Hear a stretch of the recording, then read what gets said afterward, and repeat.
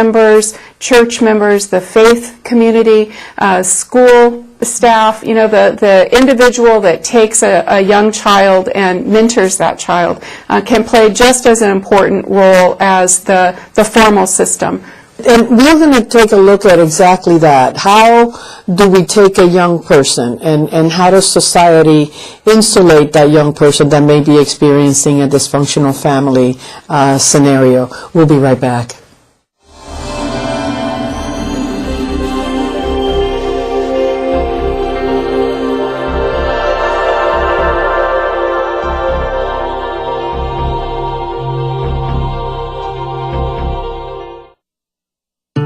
Before, addiction and depression kept me from living my life. And now, every step I take in recovery benefits everyone. There are many options that make the road to recovery more accessible. It begins with the first step. Join the Voices for Recovery. For information and treatment referral for you or someone you love, call 1-800-662-HELP. Brought to you by the U.S. Department of Health and Human Services.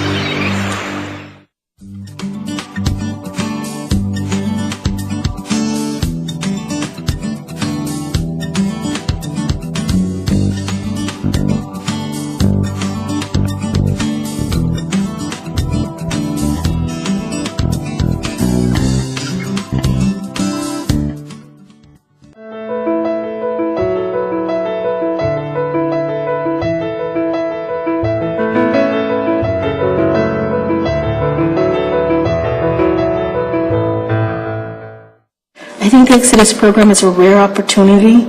It's one of those 1 in a million shots where you don't think that a place like this exists. The Exodus program is all around supportive environment, providing a safe and nurturing atmosphere for the families. We feel that the families progress through the program living life on life's terms because they experience everyday living. They take care of their children, they cook for their children, they get their children up to go to school. So the benefit of being in a one-shop model where everything is on site is such a benefit to the families. I think overall the families here at the Exodus program respond really well to just the genuine concern that our staff displays to them on a day-to-day basis. One of the things that we try to do as early on as possible is to try to have our clients develop a real positive support system,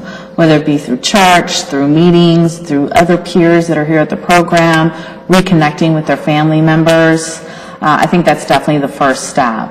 Well, having a place to live and being around other families that are like ours is very helpful because I feel like we get to help each other and it's not just me getting help. I see that I'm not alone. I enjoy that all our family is together. Everybody's focused and doing what they're supposed to do, and I mean it just makes us feel comfortable knowing that we have somewhere safe to be.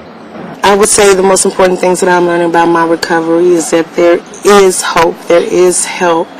You learn something new every day, especially when you're doing it under a clean and sober mind. It's a big difference. You learn how to deal with life situations as they come at you in a positive manner, in a positive aspect, and that's the best thing that I seem to learn every day. I learn how to be a mother the way a mother should be. The Heroes and Sheroes Youth Prevention Program was developed to serve the 5 through 18-year-old youth of the parents that are receiving substance abuse services through Shields for Families. That program is a culturally enriched environment in which the children come to an after-school program when they leave their elementary school and are provided tutoring, mentoring, one-on-one homework assistance. It's just a wonderful supportive leg for the families to have. We want to encourage these youth to go to school, further their education, and let them know that anything that they want is attainable. We also want to bring back the families. We want to make sure that they are cohesive and they work well with each other. And in addition, we also want to build the community as a whole. We respect our clients. We value our clients' opinions about the services that are provided, and we listen real well to what our clients have as in reference to input, and we recognize that our families bring a host of strengths to the table, and we try to capitalize on what those strengths are. Having a community of people who are also in recovery helps our clients learn to let go of that guilt and shame that they have regarding their addiction, and that they're now in recovery, and that that's what they should really be proud of. And I go through this, and I sit with the women, and I talk to them, and we go through our individuals, and I hear it over and over. The women say all the time, I need my kids more than they need me. I need my kids, I need my kids. So that's one of our biggest goals, is to reunite family and keep families together. Family-centered treatment is the way to be. I don't understand why everyone's not doing it across the board, because it is shown to be more effective. I just think it should be more programs like Heroes and Sheroes in order for many more families to be touched. So Kim, we were talking about the adolescent and other institutions that can actually come in and act as a beginning of a buffer for that adolescent. Talk to us a little bit about that. Sure. I think just about every setting a child exists in, there are caring adults available, or there can be caring adults available, who can be a protective factor to a child and help that child access their own inner resilience. So including things like helping children realize that they can use humor, that they can develop close relationships with safe adults, teaching children ways that they can be safe. Okay, if you can't bring friends home because crazy things are happening there and you can't study there, how can we put something in place so that you have a safe place to go after school? If you're concerned about your siblings, then how can we make sure that their needs get met? So I think we just need to encourage adults to not ignore signs that a child is struggling, and reach out to children and to kids to say, if you have one caring adult in your life who's in your corner, that can make all the difference for you. No, I absolutely think so. And you know, the issue is that today the school systems are really so overburdened by so many budget considerations and cuts, you know, to social workers and cuts to this and that. And yet, you know, as you mentioned, just that one person, because oftentimes, and correct me if I'm wrong, you're the expert, the child may think that it's their fault what's happening in the home. Absolutely. I think the messages that we give children about what's happening, I think children can handle straight talk about their problems at home if we deliver it to them in ways that are age appropriate. So we often talk in the context of children who have an addicted parent, or children who have a parent with mental illness problems. We talk about the 3 C's, making sure that children understand that the 3 C's are: you did not cause this, you cannot control it, and you cannot cure it, so that they understand that they neither have the power nor the responsibility to fix this problem, but they can communicate about what's happening. They can take care of themselves. They can be healthy and successful despite the difficulties that are happening at home. Yeah. And Erica, I want to go to the point that you made at the point where your children are taken from you. How did that reintegration occur, and what did you do as a parent to really begin to heal your family? I think what was most important for me was to realize that I needed to help. I needed help in that to forgive myself before I could really begin to heal in order to help heal my children. I had to acknowledge that I had to take care of myself before I could take care of them. And that was what I feel was most important. And then when I really got the opportunity to talk about it with them, to explain to my children that it wasn't their fault, and that I was sick, and that, you know, there was things that I had to learn how to cope with, and that no matter what, I love them, and that they are my world, and they're what's important, but in no way was it their fault. And it wasn't until I had that conversation with them that we really began to heal and become a family again and move on with our lives. And then they could begin to trust again. Definitely. You know, they've learned that they have confidence that there wasn't anything that they could have done differently, and that it's okay for them to have the feelings that they're feeling. And I've opened up an environment for them where it's okay for them to tell me how they feel and talk about what they experienced during my time of addiction, and that validate their feelings, and that it's okay, and they have learned how to trust and move on and are doing fantastic in school and have just really become amazing children despite the trauma that they experienced at a young age. And this is a key word, Fran, trauma. That is really the main issue here. The notion that the kids are traumatized and that trauma really does take a long time for folks to heal, correct? Correct, and trauma has a lot of, there's an extended definition of trauma. We used to think of trauma very narrowly, and now we're seeing that both in several different cultures and in this situation of families with young people living with addictions and mental illness, the trauma can be very subtle and doesn't show up until they're adults. The trauma can be very severe and needs to be intervened with right away. So there are all different levels.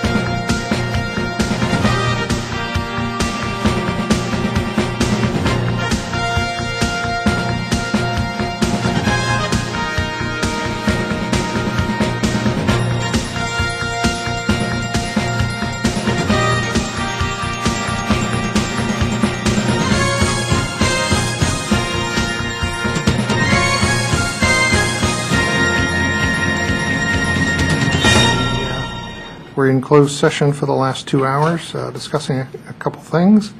and we are now back to our regular agenda. And the first thing I'll do is provide a scheduling update. There are no changes to this evening's agenda. A couple upcoming items to note. This Wednesday, September 12th, the council will be having a New Ave tour. It starts at 5 o'clock and departs from the community center. And we will publicize the tour route. I think we're going to 3 main stops, and we're going to be ending up in Tacoma Langley. So we're going to be starting down at the district line and working our way north. Tuesday, September 18th is our next council meeting. Since Rosh Hashanah will be in progress, and we don't want to be meeting on Monday. So on Tuesday, the 18th, among other things, we will be having a presentation on the Tacoma Junction Food Truck Pilot Program, and we will be having a work session discussion which will continue the proposal to establish council role in department director hires and a residency requirement for department directors, the city manager, and the deputy city manager. Monday, the 24th of September, we will be having a public hearing on the Community Development Block Grant Program, and we will be having another public hearing on Monday, October 15th, and that's a public hearing on the proposed adjustments to the salary and compensation of the mayor and council members effective for the next council in November 2013.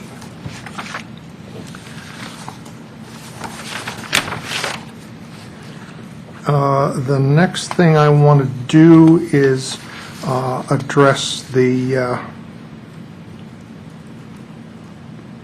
decision in the matter of the proposed relocation of Washington Adventist Hospital. The Tacoma Park City Council appreciates having Washington Adventist Hospital in our community. We also understand the hospital's concern about its long-term sustainability in Tacoma Park.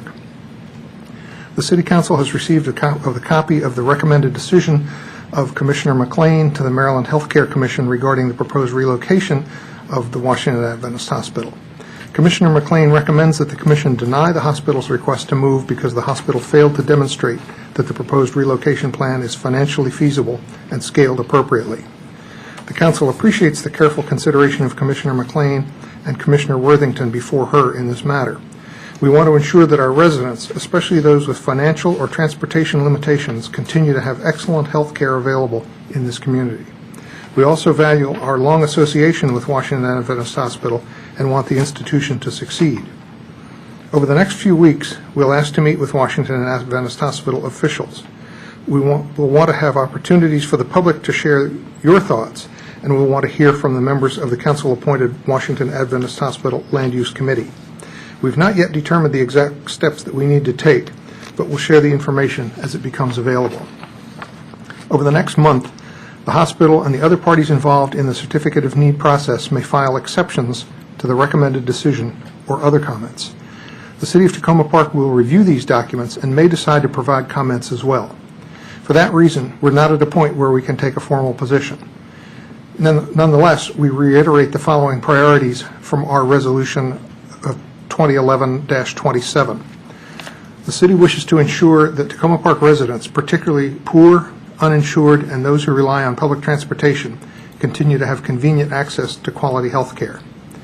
We wish to ensure that Tacoma Park residents have prompt access to urgent or emergent medical care and routine health care services. And we wish to ensure that the hospital retains an economically viable health care delivery system for the benefit of the residents of Tacoma Park. Real challenges lie ahead for the hospital and our community. The City wishes to help facilitate solutions that are good for the community and to work with Adventist Hospital to explore these options. So stay tuned.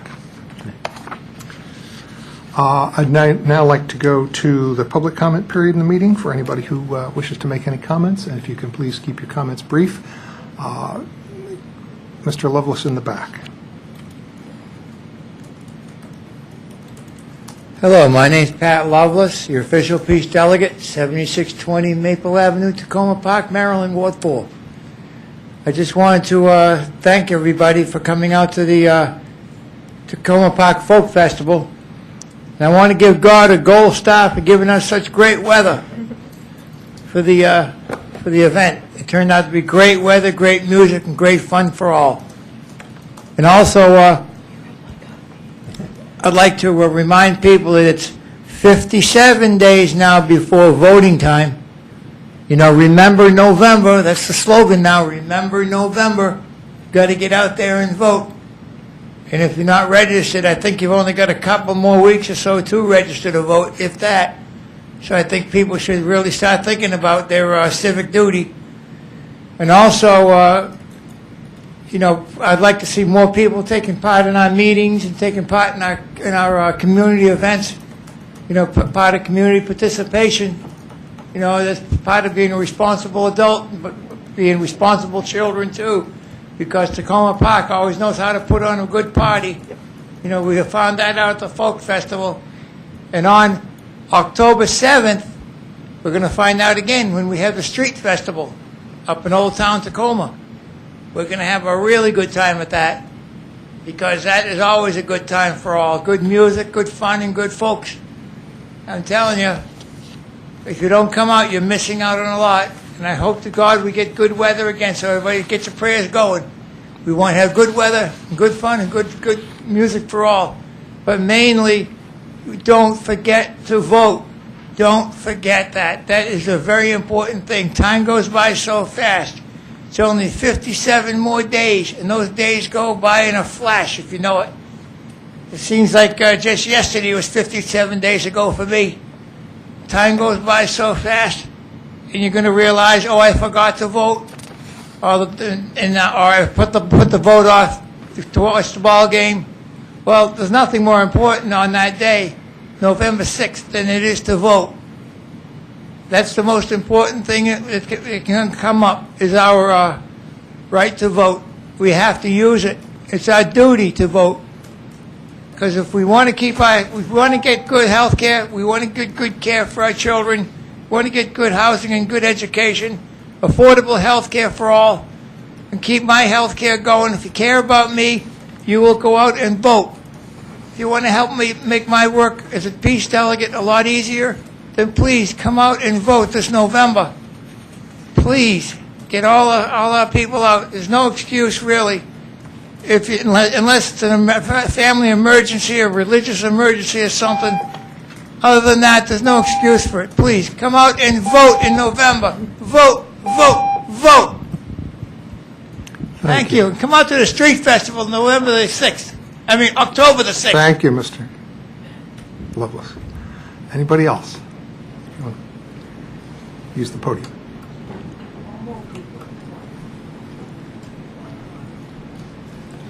Hi, good evening. My name is Dawn Reeves. I'm a resident of Tacoma Park, Ward 6. I live on Glenside Drive. And I came here tonight to discuss the new traffic restrictions on Hilltop Road and Ritchie Avenue. My son attends the Green Hill Child Development Center at 120 Geneva Avenue, and the new restrictions are blocking access to the school and causing big problems for many Tacoma Park families who rely on Maple Avenue to access the center and now are forced to drive illogical routes in rush hour traffic. I've been asked to speak on behalf of many of the families who weren't able to attend tonight. I understand that the council decided to impose the restrictions to prevent cut-through traffic and to coincide with similar restrictions imposed farther up Sligo Creek Parkway by Montgomery County. But the school, which was never notified of the impending restrictions, is caught in the middle of this standoff. And Tacoma Park parents are prohibited from driving on the only two streets in Tacoma Park that intersect with Geneva at precisely the hours that we need to do so. I understand from email correspondence with the Assistant City Manager that a local access exemption was never discussed by the council. Green Hill families that live in Tacoma Park need to access a business located directly on the restricted route. In fact, I think it is the only business on that route. I am asking the council to grant special access for school families who live in Tacoma Park. Because Green Hill families are not cut through traffic, I would stress that such an exemption would not be violating the spirit of what it is that you are trying to accomplish. I realize this is a contentious issue between the city and the county that has been going on for a long time, but Tacoma Park failed to notify the school that these restrictions were being considered. Families were not able to weigh in at the time and were completely unaware until the signs went up last week. One simple option would be to issue window stickers or rear view mirror tags to Tacoma Park families who attend Green Hill that identify their vehicles as being allowed to enter Hilltop or Ritchie during the restricted times. This would alleviate the inconvenience and meet the council's stated goal of creating and maintaining a, quote, livable community that is vibrant, healthy, and safe with convenient transportation for all of its residents.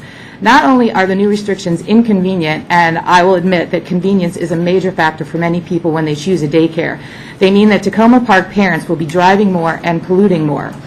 I sincerely hope you consider and approve such a measure. Thank you very much for your time. Thank you. Councilmember Siemens. Thank you, Mayor. I appreciate your comment and expressing the many objections that I've heard from the parents of the Green Hill Nursery, and they're certainly understandable.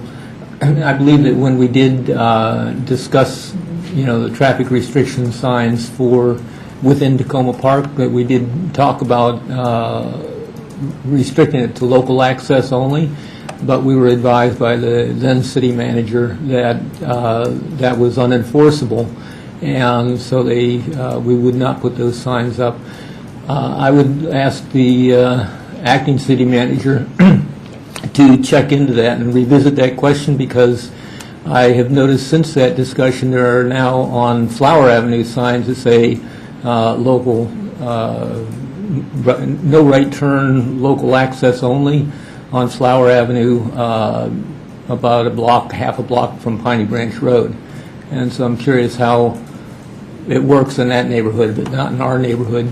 And then I'd also like to explore the possibility, as was proposed here tonight, that there be a special designator, whether it be a sticker or a tag for a rear view mirror or something like that, as she suggested, to see if that is a possible solution for the Green Hill Nursery, which is really caught in the middle, so to speak, because in the morning, many of the parents can't get up the hill to take the kids to the school, and again, coming home from off of Piney Branch Road, they can't pull in to go pick their children up, and there's, again, no easy route for them to take. So I appreciate if you check into that and let us know. I will. Yeah. Thank you. And if I can just get clarity, the signs that you're talking about local traffic only, are those restrictions in the city or in the county? Which side of Flower? They're on our side of Flower Okay, Avenue. okay, thanks. And Councilmember. I will also say they do not look like they are city street signs, so they look like they may have been put up by an organization or a business, I don't know. Councilmember Schultz, you have a question or a comment? Yeah, just had a comment.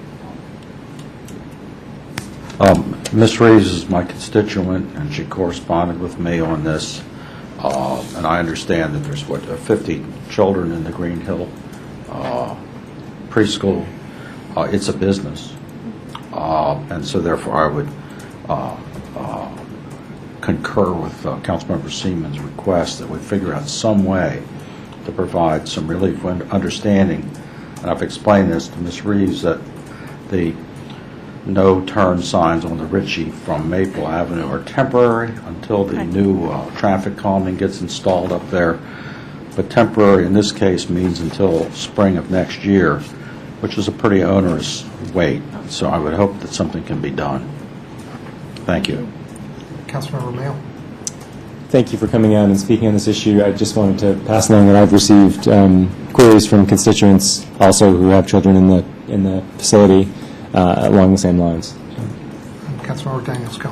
Yeah, I also thank you for coming and speaking on the issue. I've received lots of queries from constituents who also have the same kind of issue. And this is probably not a right time to ask this question. Is there any way that we can pull those signs, or they have to be there until the traffic calming circle? The signs were installed per council direction. I know. So council can make a different direction.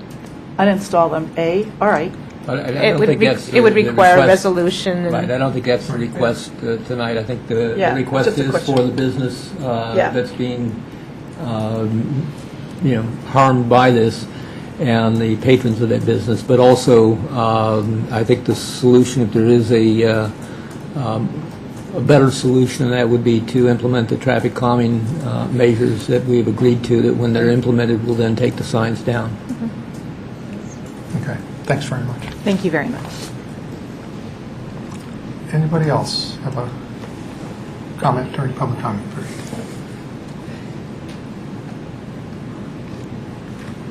Okay, seeing none, thank you. We will move on to council comments. Well, you just took my council comments, so go ahead to the next one. Councilmember Schultz. Just wanted to say congratulations to all those who worked so hard in putting on the Folk Festival. I wasn't one of them, but I certainly attended and spent a little time serving as a volunteer. It's a great event. It's obviously something that is a hallmark of Tacoma Park. Back in the 1980s, when my wife and I were looking for a house somewhere over here in the Washington area, because I had a job in Arlington and I wasn't even sure where Arlington was. It happened to be the day that the Folk Festival was going on. It was a long time ago, and my wife saw all these people running around with beards and ponytails and hippie-looking things, and we both kind of fell in love with this place and said, I don't know, what's this place called? We want to live here. So it's still going on. And so thanks to all of those who've done that hard work to keep it going every year. I just want to mention as a formality that the New Hampshire Gardens Civic Association will be holding one of its regular meetings. So everybody who lives in that area, please pay attention to the fact that there is going to be a meeting September 18th at 7 p.m. at the Rec Center on New Hampshire Avenue. And finally, I just want to pass on a compliment to the city's gardening division. It's headed by Mike Welsh. I've noticed in driving around, certainly in my ward, where new circles have been installed over the last few years, and even around the community center, the beautiful gardens that seem to be growing like crazy. Maybe it's because of our tropical weather we've been having the last few summers that things are growing so well.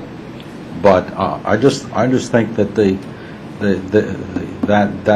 that crew, I know they have their hands full, but they do an excellent job, and I just wanted to publicly say thank you to the staff of the gardening division who managed to get things to grow as well as they do. I don't know how they do it, but some of these gardens look absolutely terrific.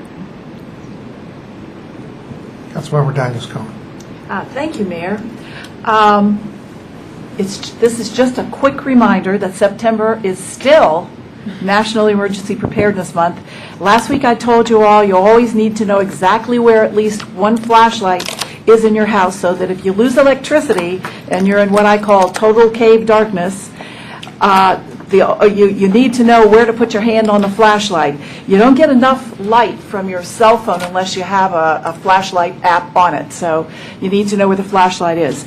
This week I'm giving the council the newest Everybody Ready document from Montgomery County, and it talks about starting a conversation, making a plan, and making a kit. And what I'll do next week is talk about making a plan. You have to start the conversation with your family so that you know what to do in case of an emergency. I know right now it seems like it's pretty calm, and we dodged a bullet basically last Saturday night in Tacoma Park, but they didn't in a lot of places. So you really need to have a handle on that. Super Gold Stars to the Tacoma Park Folk Festival Committee, led by Colleen Clay and a multitudinous number of volunteers, for planning and running the excellent folk festival. So much great music and food and community information. The only noticeable missing item was retired Fire Chief Jimmy Jarbo. This is the first time I can remember in years and years that he hasn't been there. His electric energy was just not there, though the folks he sent in his stead did a really great job. He always has a plethora of children around him trying to figure out how to do a 911 dial and get their little junior fire chief hat.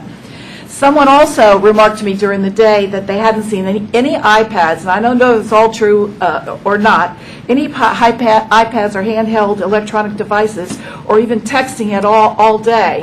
I didn't see any either, except when my husband texted me the score of the Redskins game on several occasions, which was a critically important thing. I needed to know that. Gold stars to Officer Magnay, Tacoma Park's Community Policing Officer, for running a really great national night out. I didn't get to say this in August because we were in recession, but lots of community participation, and she also offered a really great taser class last Friday night. I attended it and really learned a whole lot about why to, how to, when to, and what has to happen after a taser is deployed. It is no simple matter. It's a very serious and highly, you need to be highly educated in order to even touch one of those things. So it was really informational. I'm also going to urge everyone within listening distance to sign up for the new Citizens Police Academy. This is the second one, and it starts on Thursday, September 27th. I'm going to really ask all the council to do it. I don't know if I'm going to get much positive feedback there, but it's a really, really great informational bit of business. It runs every Thursday for 10 weeks, and while that sounds like a bunch of time, it races by. Again, more in huge gold stars and many well-run programs produced for our residents by the Tacoma Park Police Department. I've got more gold stars. 2, it's All Tacoma Business Association, continuing to bring an excellent dining experience to a junction with a great variety of food trucks.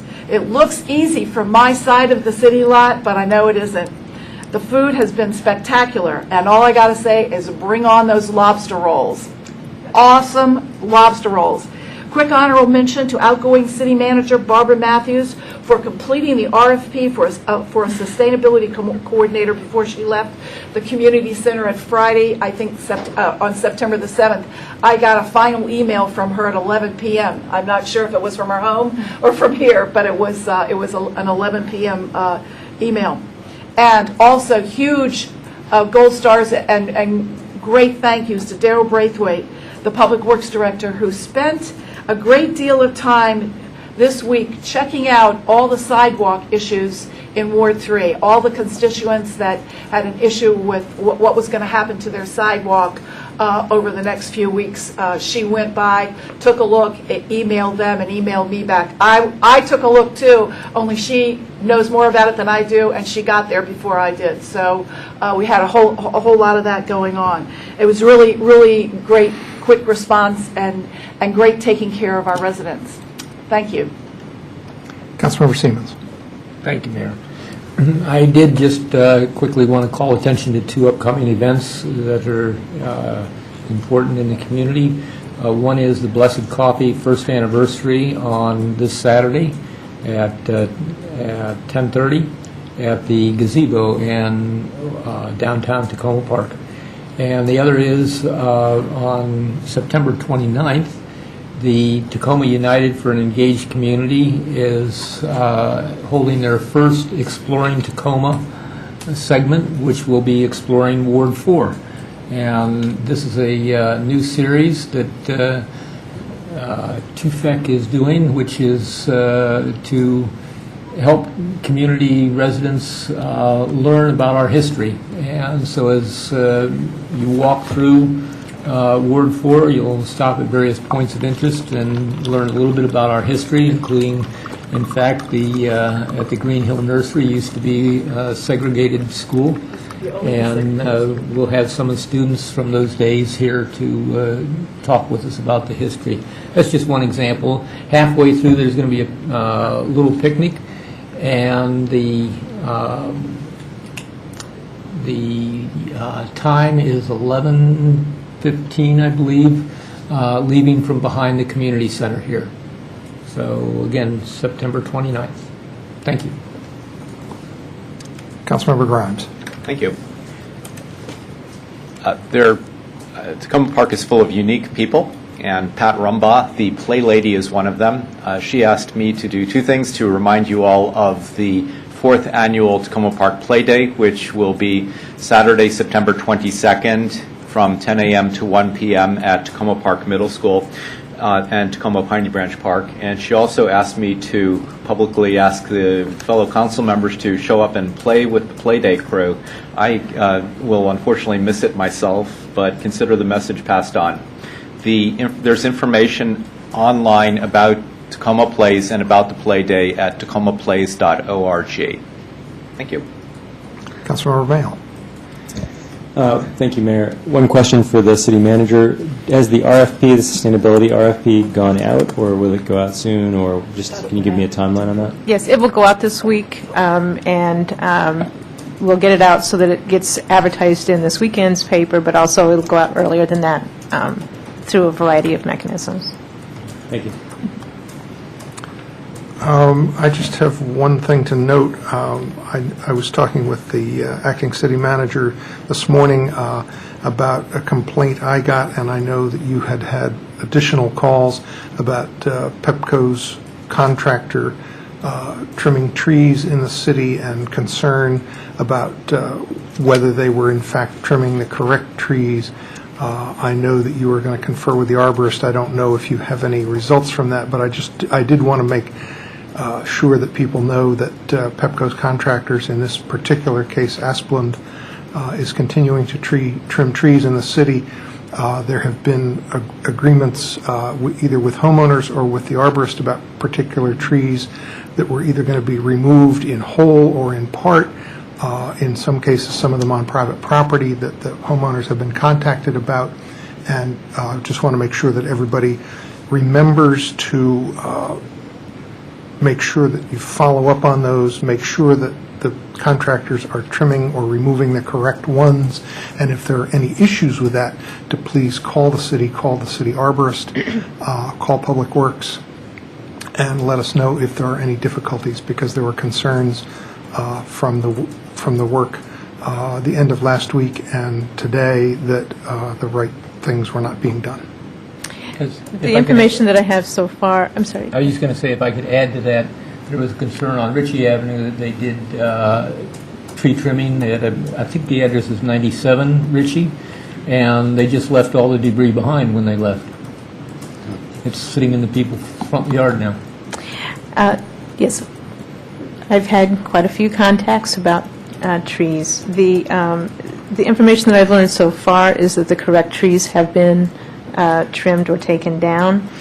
We have gotten some complaints about the remains of the trees damaging property and being left there. I've been told that there's 5 days in which the contractor has to take the parts of the trees off of the property. I know that Pepco is being responsive on at least one particular case where there was a problem. At this point, it looks like things are being done correctly, but as you said, Mayor, if somebody's got a concern, please give us a call. And I know that we had a number of locations looked at today. Okay, good, thanks. I don't see any other council comments. Does the city manager have any comments? Yes, but you've stolen several. I do have a couple things to go over. The first thing is I'd like to publicly announce that the former city manager has hired a new police chief. Alan Goldberg will become our police chief on October 1st. He's wonderful. I've had an opportunity to meet with him a couple times. He worked 30 years with Montgomery County, as well as some other locations. He looks like he'll be a wonderful fit for Tacoma Park, and he's well respected within the department. Many of the officers know him. Chief Tracy and Chief Ricucci both knew him. And so he'll be here October 1st, and I can't wait for you all to meet him, and he's looking forward to doing his work as chief. I wanted to go over just a couple things in terms of just upcoming work. Sidewalk work. Did Columbia sidewalks get done? Are they In process. In process. They were in process. So we're working on Columbia and then Poplar Avenue. Poplar So I'm going to try and, keep people apprised about upcoming work for the week. The other kinds of things that are just happening within city government, I just want you to be aware of. Finance Department is preparing for their next round of audits, which starts next week, which is the preparation, which goes into the preparation of the annual financial report. So that department's pretty busy this week. The other thing that's just going on in terms of workload in other departments has to do with the fact that there are a number of vacancies in several departments that we are working to fill. Our HR department's working hard to do that, but I'm trying to make sure that we get the director as much assistance as possible to expedite that, because I think that that will help free capacity in these other departments. So far, Public Works, Housing, Recreation, Human Resources, and myself are waiting for staff. So it's something that we're expediting. But you had asked me to keep you apprised of workload issues, and that's one thing that we're trying to work on right now so that we can do the various jobs we're to do. The final thing I just want to mention, a follow-up on the Play Day. There was a request by Pat Rumbaugh for an additional $600 for sound system. And this is an opportunity for several of the activities to be mic'd so that we can follow along with Senator Raskin doing Simon Says or whatever the various activities are. I think it's a reasonable proposal. I don't think you need to have a vote on that. I think we can find the $600, but if somebody has concerns, then I'd like a straw poll of the council. That is Any the concerns? question. How many vacancies are there? How many vacancies? There's, I think there's 6. I'll double check, you know. Back on the Play Day? I don't see any concerns on that. Okay, thanks very much. Thank you for pursuing that, for taking care of that. Yes. That's all. One follow-up question? Yes. On the sidewalks, Yes. it's very important to me to make sure the city keeps the pace of the sidewalk retrofits and the new sidewalks going at this sort of similar rate. I hope that when we get to the completion of the budget year, we found that we've spent both pots of money down successfully, or at least at the same rate. I know that the new sidewalk projects are more complicated. They involve, a planner, somebody doing designs, and more community meetings. And I appreciate the work that Public Works has already done to make those happen. But I just think it would be a helpful place for yourself to be involved, just making sure we're continuing to make progress in both types of projects. Okay, I appreciate that. Thank you. Okay, I think we've covered all that. I'll just make quick note. People sometimes tend to say, oh, such and such is happening with baseball or football or whatever. I'll just update and say Murray is up 2-1 in the U.S. Open finals, but he's down a break in the fourth set. I don't know. I don't normally get to give those updates because I don't really care about those other ones. But this how are one, the Nationals this one I doing? care about. Well, the important thing is that Baltimore is beating Cincinnati 17-3. How are the Nationals doing? They're probably not playing tonight. We don't have any minutes to adopt tonight, so we will move along to our guest this evening. Councilmember Mark Elrich is here for his, I don't know, I guess it's about annual, we do them about every year, update on various issues at the county and an opportunity for us to find out information on any things that we think might be of importance to the community. So if you want to tell us what you want to tell us, and then we'll follow up with some questions and comments. Sure. Welcome. Good to see you all. New representative of my ward. Thank you. And everybody else. It's hard just getting used to how this place has changed from where I used to sit when you guys were back in the day. So it's real different here now. So what's going on in the county? I guess we're just getting back from recess. So we weren't able to cause any damage over the month of August. We've been gone, so now things are back in session now. We're familiar with the concept of not causing damage in August. I think it's a good practice that all government bodies should go away for August, cause no damage, and then come back and resume whatever it is we're doing before then. I guess what to talk about. The executive's going to begin preparing their budget pretty soon, and I anticipate a pretty tight year again. Probably priorities are going to be education and public safety. And I think that we're looking at a real limited revenue growth and the continued set of demands on any new revenues that come in that don't have anything to do with programs. It's setting aside for retiree health care. It's setting aside higher reserves than we've had before. So there's a lot of additional spending that we're going to be doing that never gets translated into programs. And so that competes with any new money that comes in that might allow us to, I won't say expand, but restore some of what got cut over the previous years. So I think it's going to be a fairly conservative budget.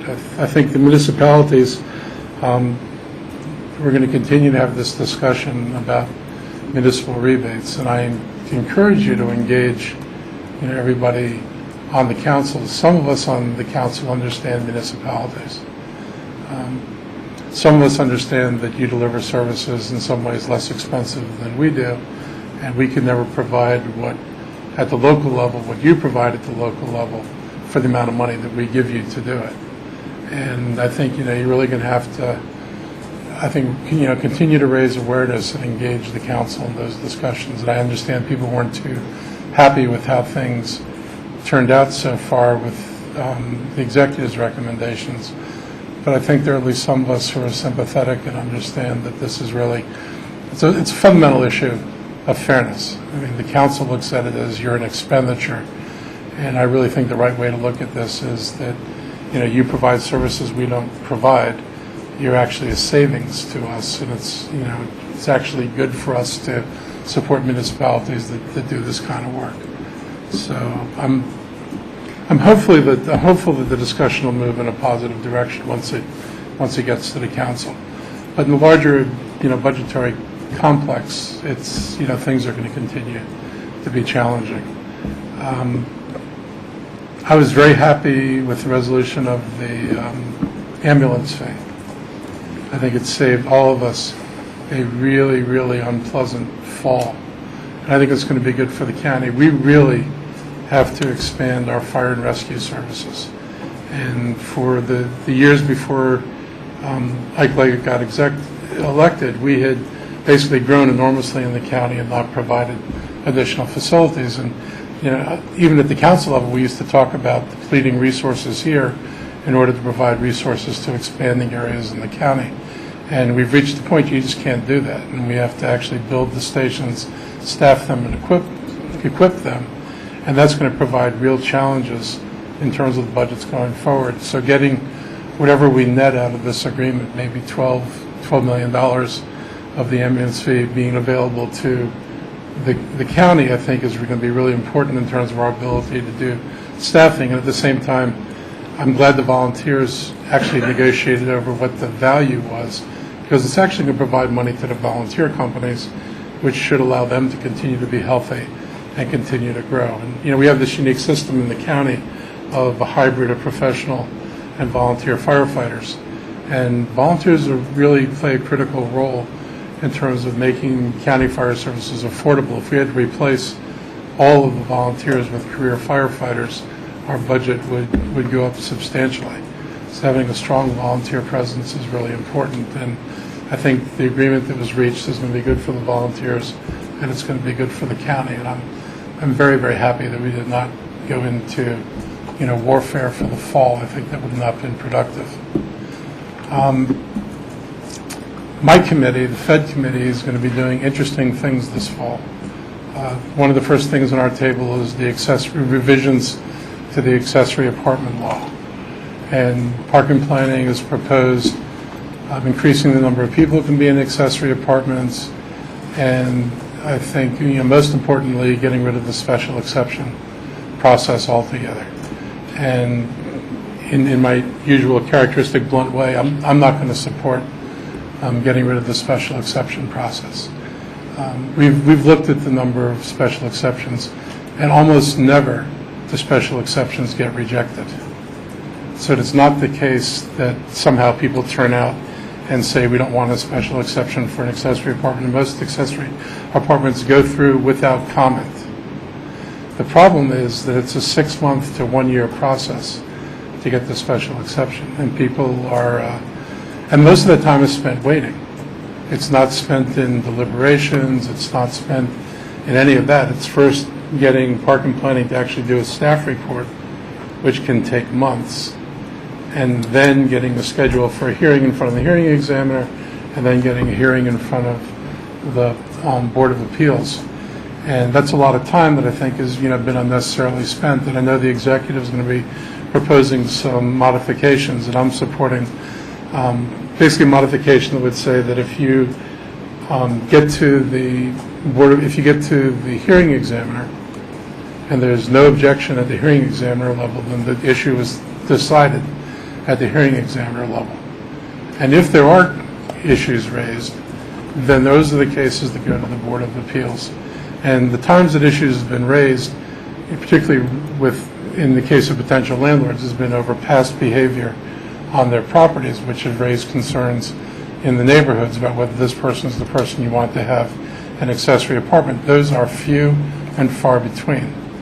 The other issues are dealt with at the hearing examiner level, really have more to do, is there adequate parking, what's this do to the character of the neighborhood, and other issues, which I think you can decide at the hearing examiner level. But I want to continue to provide some kind of protection for neighborhoods where they feel that they should be able to have something to say about cases where they feel it's actually egregious and it would not be a good thing to have an accessory apartment. I think it's a workable compromise. I think it'll continue to be that most cases will now never get beyond the hearing examiner point. And we additionally need to address some of the things we ask for in the process of letting people apply for special exceptions. We probably ask for more information than we need.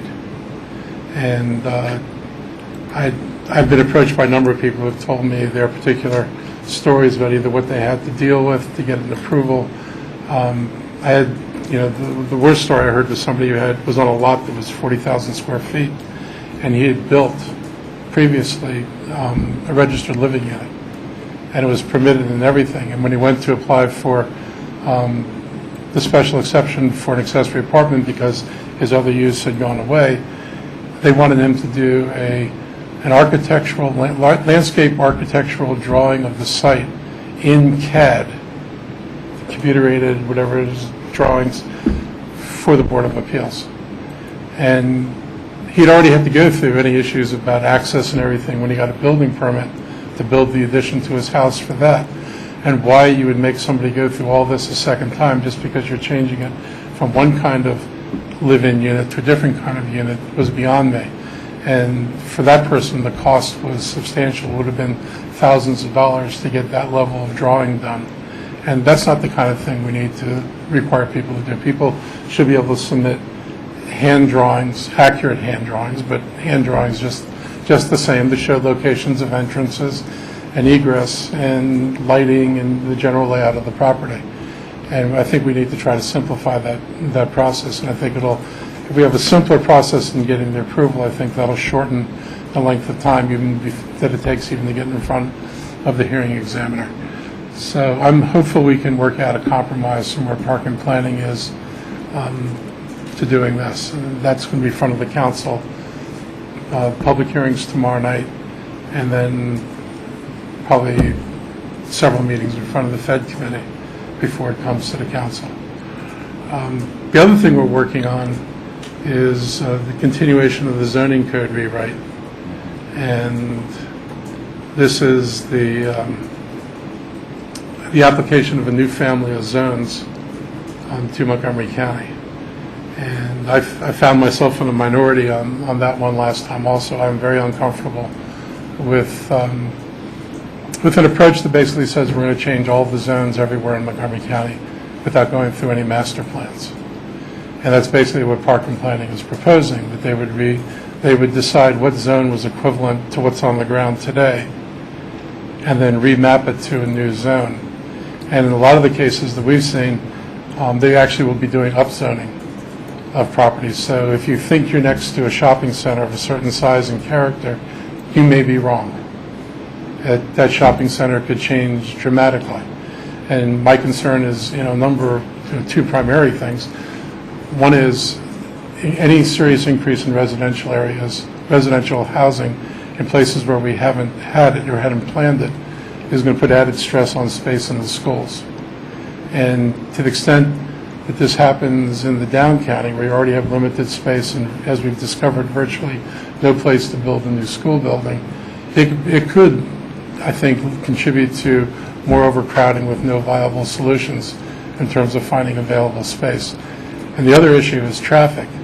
And it's very frustrating, on the one hand, to talk about smart growth, and the council and the planning board have talked a lot about smart growth, and then implement a zoning change which allows more density everywhere.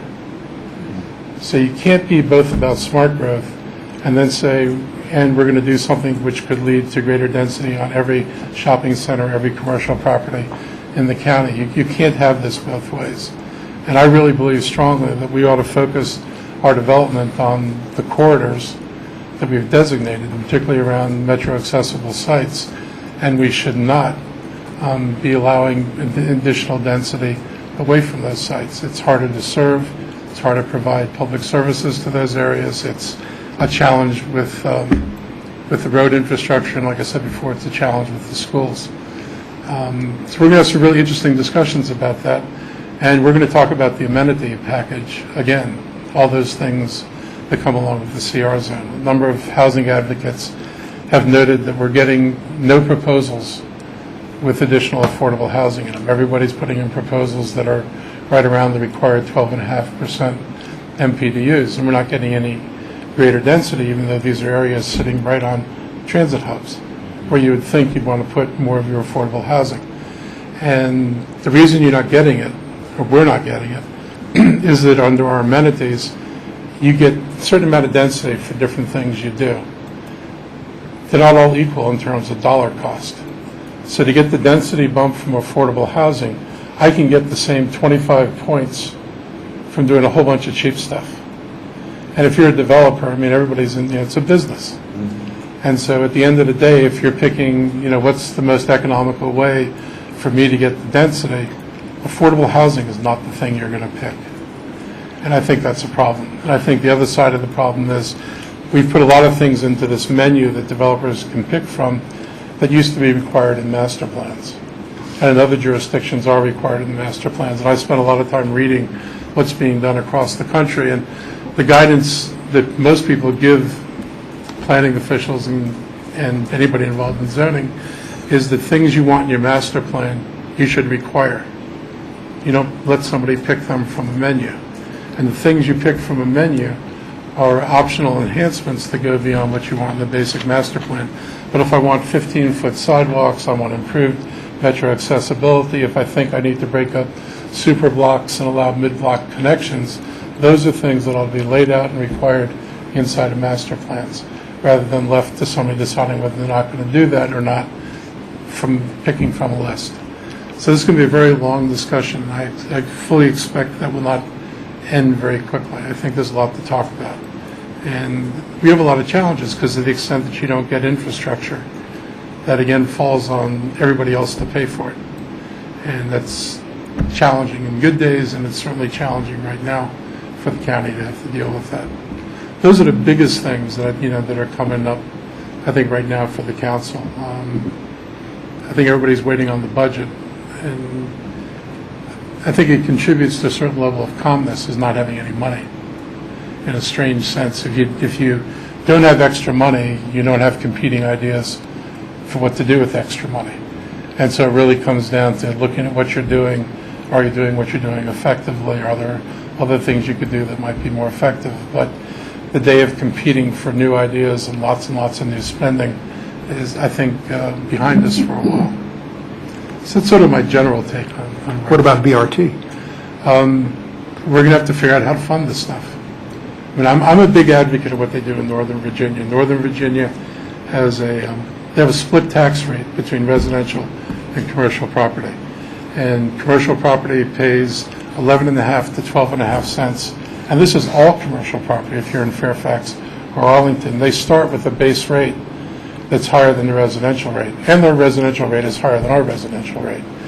And then if you're in a special taxing area, if you're doing big projects like Tyson's Corner, they charge an additional 22-cent tax authorized to go to 45 cents. In the Route 28 corridor in Fairfax, they charge 20 additional cents on the tax rate. And in the discussion at Potomac Yards is 20 cents on the tax rate within a quarter mile of the new metro entrance, 10 cents on the tax rate if you're within a half mile.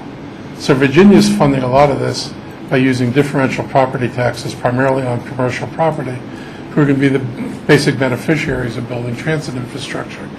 And it was actually supported in Virginia by both the chamber and by the developers, who recognized that in the absence of money, they were faced with no infrastructure at all. Where do we, begin to make contributions so that we can get the infrastructure built?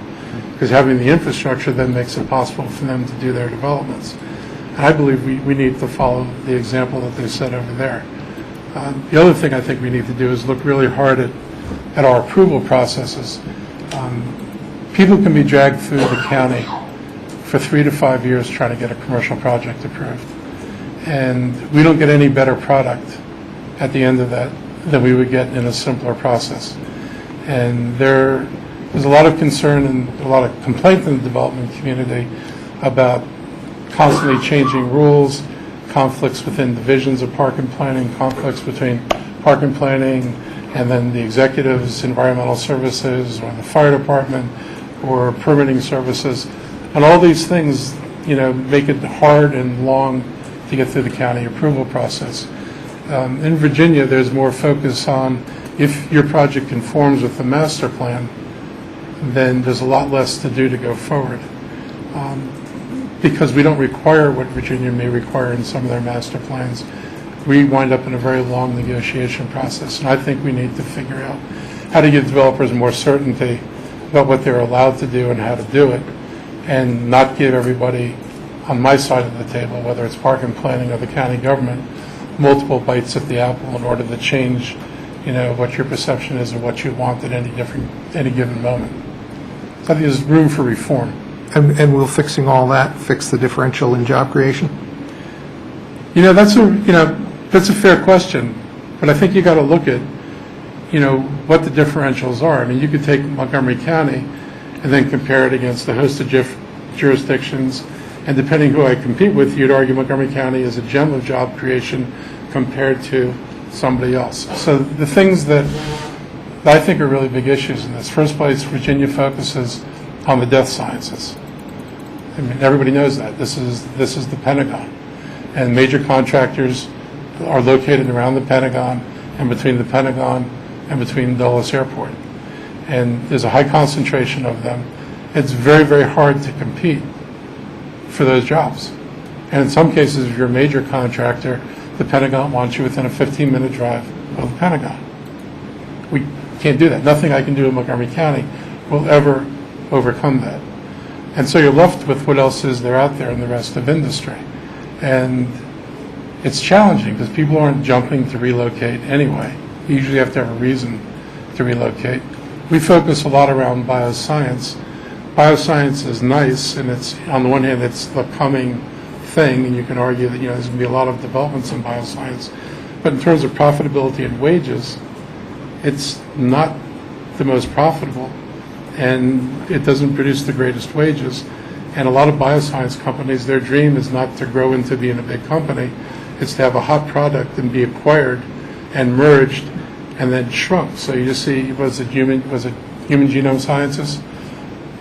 They're losing 140 jobs or something like that because they got bought by GlaxoSmithKline. They finally agreed to a merger. I mean, GlaxoSmithKline's a big pharmaceutical company with branches everywhere. How much of a branch they need in Montgomery County is a GlaxoSmithKline decision. So I think, looking at how whether you're competitive really means looking at what the other person's advantages are and what do you do to compete with them. The district's another case where, they're undergoing an enormous, I think, revival in downtown D.C., but it's right next to the federal government. And if you're in Northern Virginia, you're literally right across a bridge from the federal presence, something you can't say about Montgomery County. So those things, I think, mitigate in favor of areas that are tightly compact and close to the city center. And what else is out in Virginia? And I think, we need to think about what it is you do. I mean, you just can't decide that you're going to generate jobs. It's not something government does. We shouldn't be the job creator. You look at what your opportunities are. So we've kind of bet a little bit on bioscience. One of the things that I did last time we did some zoning changes is that I got changes in the life sciences zone to make it an all sciences zone. Because I thought it was wrong to bet only on bioscience. If somebody comes in with a nanotechnology product or, you name energy or whatever, I felt they should get the same breaks in the science zones that the bioscience industry was going to get. Because I don't think we can afford to be picky, and I don't think and can predict with any certainty, which way economic development is going to flow in the quickest and largest sense. So I think it's a challenging thing. I wish you could wave a wand and say, come to Montgomery County. One of the problems is everybody's racing to the bottom, so it's a competition of how many tax revenues can you give away. We just got hit again. I was asked over the weekend, will I support another $1 million for a company? And if you don't give them this, then they're going to go to Virginia. And by the way, they might add 50 jobs. And the equation between the number of jobs and the amount of money they're asking for isn't there, but nobody wants to lose a company in Virginia. So the pressure is to continue to let money flow out. Well, all that money then becomes not available for whether it's municipal rebates to make it personal, or whether it's classroom space or building transit. So you're kind of in this race to the bottom. I wish all the jurisdictions would agree to no more subsidies. We should compete on our schools. We should compete on the quality of life in our communities. We should not be throwing money at people and figuring out how much can you give away more than I'll give away. Because to me, this is just a downward death spiral. And then who knows what happens if the feds do any of the strange stuff they're talking about come January. And that's also another competitive problem Montgomery County has. We have very little vacant space compared to Northern Virginia. We have very few see-through buildings. See-through building is a building where you can see through it because nobody's in any of the offices. And if you have lots of see-through buildings, the downward pressure on rents is really, really strong. So we've lost tenants to Northern Virginia because Montgomery County landowners wouldn't lower their rents to compete with the rents in Northern Virginia. And it was suggested that the county ought to subsidize the difference between Northern Virginia rents and Montgomery County rents. And I'm like, no. I mean, if the guy's got an empty building and he wants to compete, this is a marketplace. Then put your property in the market at the same price that other people want to put it for. But if you're going to hold out for 42 a square foot, like one large building Bethesda did, and then turn down people who went to Virginia for 34 a square foot, you can't come to the government and say you need to make up the difference. So, it's a tough question, man, and there's no easy answer to it. Mm-hmm. It's not fun. I've got two things I just want to follow up on that you've already touched on, and then I know colleagues might have some questions. On the fire service, do you have any sense about whether things are going to get better about county use of volunteer-owned trucks? My sense is that there's been some recent difficulties where volunteers buy trucks and equip them, and they're ready to go, and they're certified, and the county won't staff them. Or allow them to be used. So let's put it this way. This is also a really hard question for us to deal with. We're one fire system now. And one of the problems is people buying equipment which the system hasn't determined that it needs. Because you can buy a piece of equipment doesn't mean that in terms of the needs of even the area you're serving, that piece of equipment was really needed. And people like to have equipment, but whether the county should then be obligated to staff it, if it doesn't feel that's a place where it should provide staffing, I think is a different question. 2 years ago, we pulled staffing out of existing stations. And if we're going to be forced to staff every piece of equipment that someone decides they want to buy because they think they want to have it, then it's going to make it very hard for us to have a comprehensive plan. I'm a big believer in having a comprehensive plan. And I really think it's important that the county get down its response times, which are now treading on the, I think, the uncomfortable end of high. And I think it becomes harder to do that if we can't manage the equipment and the apparatus. But I also think that, there's a particular issue in Tacoma Park, which I think was really handled wrongly. And, I think that I believed when I was a council member that we needed the ladder truck here. I still believe we need the ladder truck here. I do not like relying on the neighboring jurisdiction. Their level of fire service is not our level of fire service, and I'm very uncomfortable with that. And that I hope we get to redress. But the bigger question is really who decides, what the plan is for the county and who gets to allocate, the resources. If the volunteers want to run trucks, they can run all the trucks that they can afford to staff, but the county is not in a position to do that. Mm-hmm. And the other question is just back to tax duplication for a second. Do you have any sense of the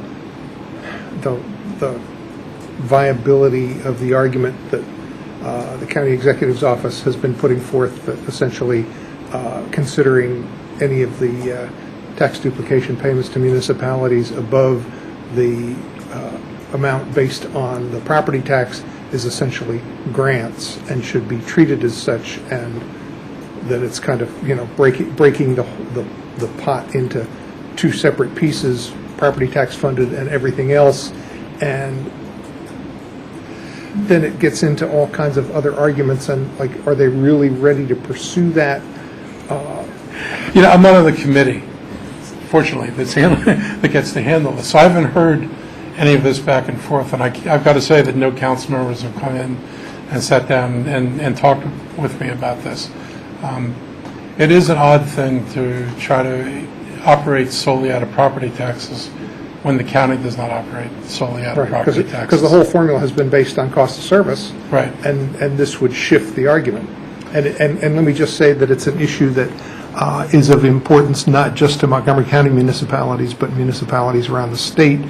And I'm in the process of naming a subcommittee of the MML Legislative Committee to spend time on this, to be ready to move forward with trying to deal with it on a more statewide basis with potentials for changes in state law as well. Yeah, when I was on the council, I supported changes in the state law, and then I had another recommendation, which I always would say we ought to. Plan B. Yeah, Plan B. I still kind of feel that way. Sorry, what's Plan B? So, I really did think, frankly, that the city and the municipalities had a basis for a suit over the way the money was being divided up, because we knew we had done. This must get tedious for you because now you've been there as long as I have. How many reviews have we done that demonstrate that the amount of money we get from the county does not equal the cost of the services that we're providing? Right. The county. My suggestion was hand the county the Public Works Department and see whether they can handle it on the amount of money they give us to handle the Public Works Department. And that 1 year when the PEPCO bill that we paid was equal to the payment we got from the county for the public services, the Public Works Department. And that was only one thing Public Works paid for. It didn't matter, never mind the streets and the sidewalks. So I don't know what to tell you about where my colleagues are on this. We've been talking to some of your colleagues, and we're going to get back to it, but it was strange to go through this whole process after all these many years of talking about it, and then to have them want to say, well, we'll just, and this gets back to the Plan B argument as well, we'll just change the rules, and we can do that. Yeah. I think, state legislation is probably the best path, because you'll have lots of allies around the state. We're not the only county that has an issue. And I think we ought to lay out very clear definitions of what same services are and what the county equivalent payments should be to cover that, how you treat the income tax revenue that you do get along with the property tax revenue. But I think that this really calls out for, a statewide approach this, because right now, frankly, all the cards are in my hand. I mean, we would do these what do we call, what are they? Meet and confer. Meet and confer. And Which is all that the state law requires. Right. And meet and confer meant basically meet and listen to them, meaning Tell us what they were going to do. Tell me what we were going to do to you. And there was no conferring in the sense of, is this fair, is this right? We never disputed, never had the opportunity to get into a discussion about whether a particular formula or a particular department was being treated fairly. None of that ever happened. So it kind of makes meeting and conferring meaningless. So I do enjoy seeing you guys when you do come and meet and confer with us. And we'll be there next month. Questions or comments from colleagues? Councilmember Smith. Mark, thank you so much for coming out tonight. My question has to do with the zoning rewrites. Do you have an estimated time when it will be complete? I'm not sure what planning board's schedule is. Okay. They appointed a panel, but then didn't ask the panel for any votes on anything. So panel comments, and then the staff members are going about writing whatever it is they're going to write. I attended their last meeting last week, and I don't know exactly what their time frame is for the whole thing to come out. But they will be doing drafts that then go to the board for comment. I just think you've got the CR zones down in Langley Park, right? But everything at Tacoma Park's not CR, and so you've got a lot of traditional zoning. What is Old Town? What, C1 probably, C2? It's whatever. It's the lower level C zones. Everybody listening home, C1 and C2 are commercial zones. I have mixed views about what's being done. I think if you do it in the context of a master plan, where the community says these are the heights that are acceptable to us, I think there's some validity in using mixed-use zones, particularly in the town center. When I first moved to the city, a lot of those commercial buildings had apartments on top. That was, in my mind, that's exactly the way cities look throughout the country, with commercial on the first floor and apartments on top. And then the county came along and said that violates the code. You can't have this in whatever C zone we were in, and they made them get rid of all the apartments. So I don't have any problem with something that remixes the mix down there. But if people think that this zone has given them these 2-story, 3-story buildings, and you discover that you can now go up to 65-foot height, and if I put that ability in a zone, the odds of you retaining the character of those existing buildings is slim and none. Because as soon as you get a substantial increase in FAR, the money is there, the value is there to actually knock down what exists and build something different. And my fear is it'd be really easy to turn Tacoma Park into any town. And you can take in any developer and you can show you, the faux city that they're building just south of Columbia, that they build when you're driving west, in Virginia from the city. I mean, there's just a cookie cutter. This is what an urban area is supposed to look like. And I always think, I got an urban area right over here. I know what it looks like. Looks good to me. So I think you got to pay attention to that and really ask yourself, what are you getting at the end of the day? Okay. And one more question. Yeah.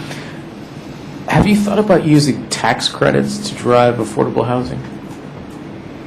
Tax credits. Well, tax credits, the affordable housing providers use tax credits, and they use them pretty well. And we do pilots and have done them on occasion. We do density a little bit. And traditionally, this is one of the discussions that a couple of us were having. In Montgomery County, it used to be almost the only way you could get additional density in the CBD zones was to provide additional housing. Housing was the one amenity we hung on. And in the new zones, we kind of made housing like an afterthought. It's something you don't have to do. If I was rewriting it, and I'm going to advocate for this, is that we put back into the master plan things that belong in the master plan. Not give people density bonuses. This is the thing that drives housing advocates crazy. We upzoned Wheaton and we upzoned Whiteflint, majorly, right? And we did it because it was next to a metro. And so you provided an incentive. When I take your property from a 1.5 FAR to a 4, I'm giving you a signal, because I don't put a 4 everywhere in Montgomery County. We then gave the developers half of their additional density if they were adjacent to the metro. So the difference between 1.5 and 4 is 2.5. We gave them 1.25 of that additional density just for being next to the metro. And if you didn't give them that density for being next to the metro, they would have had to give amenities. So instead of giving them the 1.25 for being next to the metro, maybe we should have given them 1.25 for providing, instead of 12.5%, 15% affordable housing. And that's the direction I would like to go. I'd like to focus more of the benefit on housing in the areas where we need housing, and let them get their density that way and not make them do some of the other stuff. And we give density for putting up wayfaring signs. So a sign out here that says, Washington Adventist Hospital this way. You can get up to 5% of your density. Now at Tacoma Park, it doesn't sound like much because you might be dealing with 20,000 square foot buildings. But when guys are building 1 million square feet, 5% is nothing to sneeze at. We gave the first 3 projects that went through in White Flint, got 10% of their additional density because they're within a quarter mile of retail, 10 retail.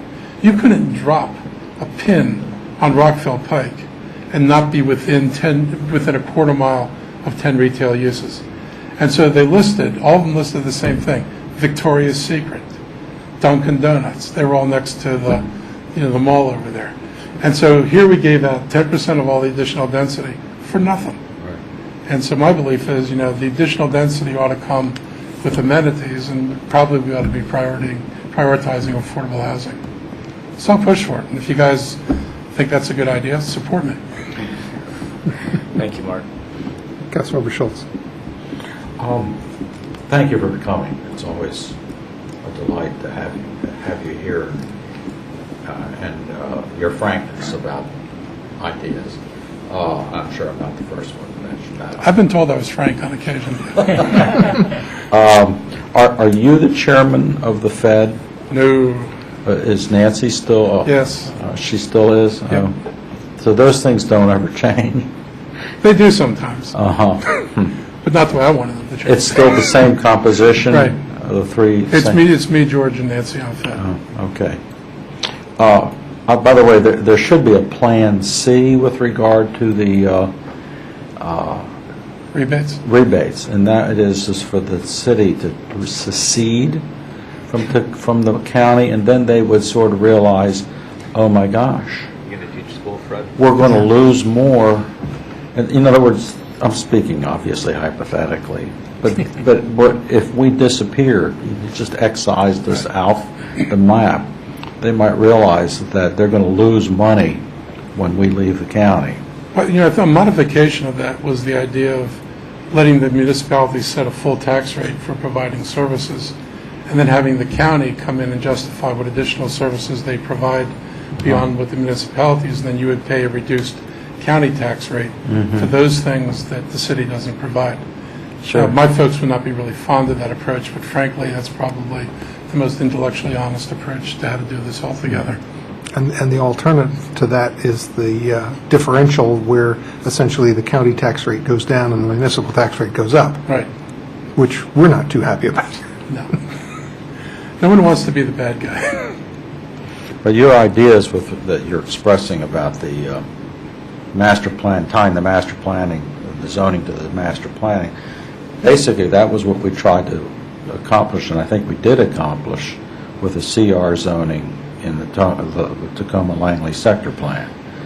And you fought really hard for that, and I'm grateful that we put the incentives in there, that we weren't sort of giving away things to the developers.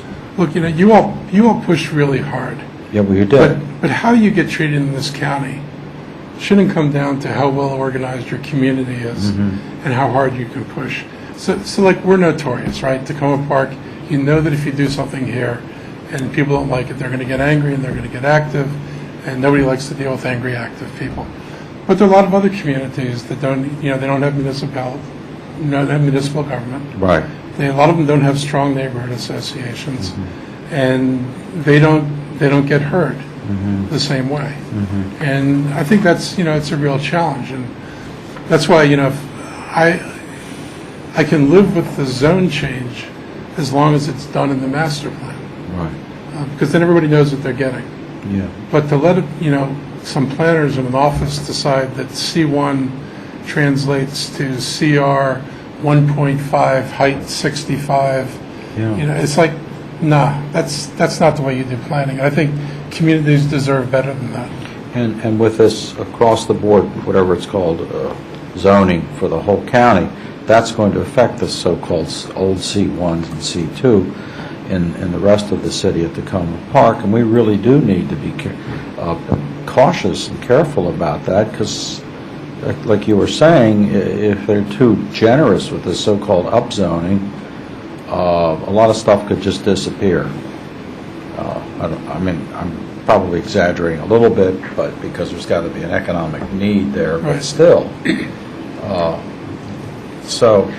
I wanted to make sure I understood this, your position on accessory apartments. You're saying, if I heard you right, that you'd like to keep it as an exception, but that so that there's always the opportunity for the community to have a say if they want to, but that 9 times out of 10 the community doesn't care.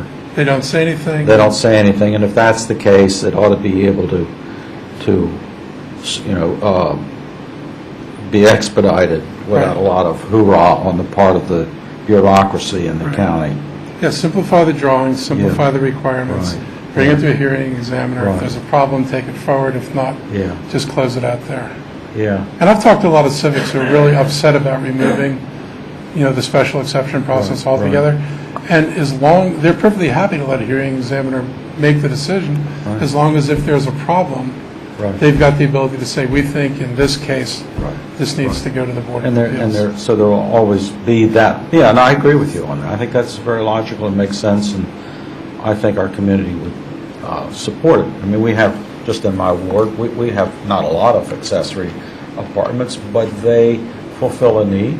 Yeah. And they make it possible for people to stay in houses that they might otherwise have to abandon.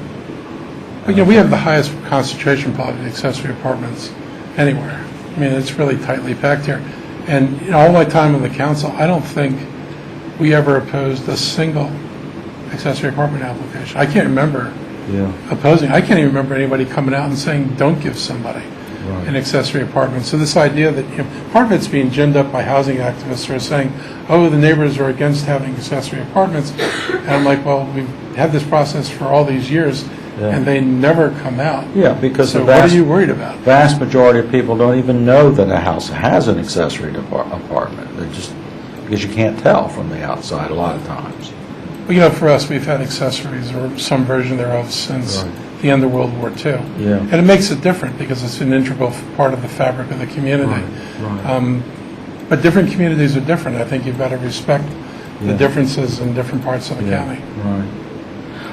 Two other quick things. One, I was talking to a young man at the Folk Festival yesterday about his organization's efforts to get rent stabilization countywide, and he was saying that they don't have the votes for that, but he felt like it was moving in that direction. What's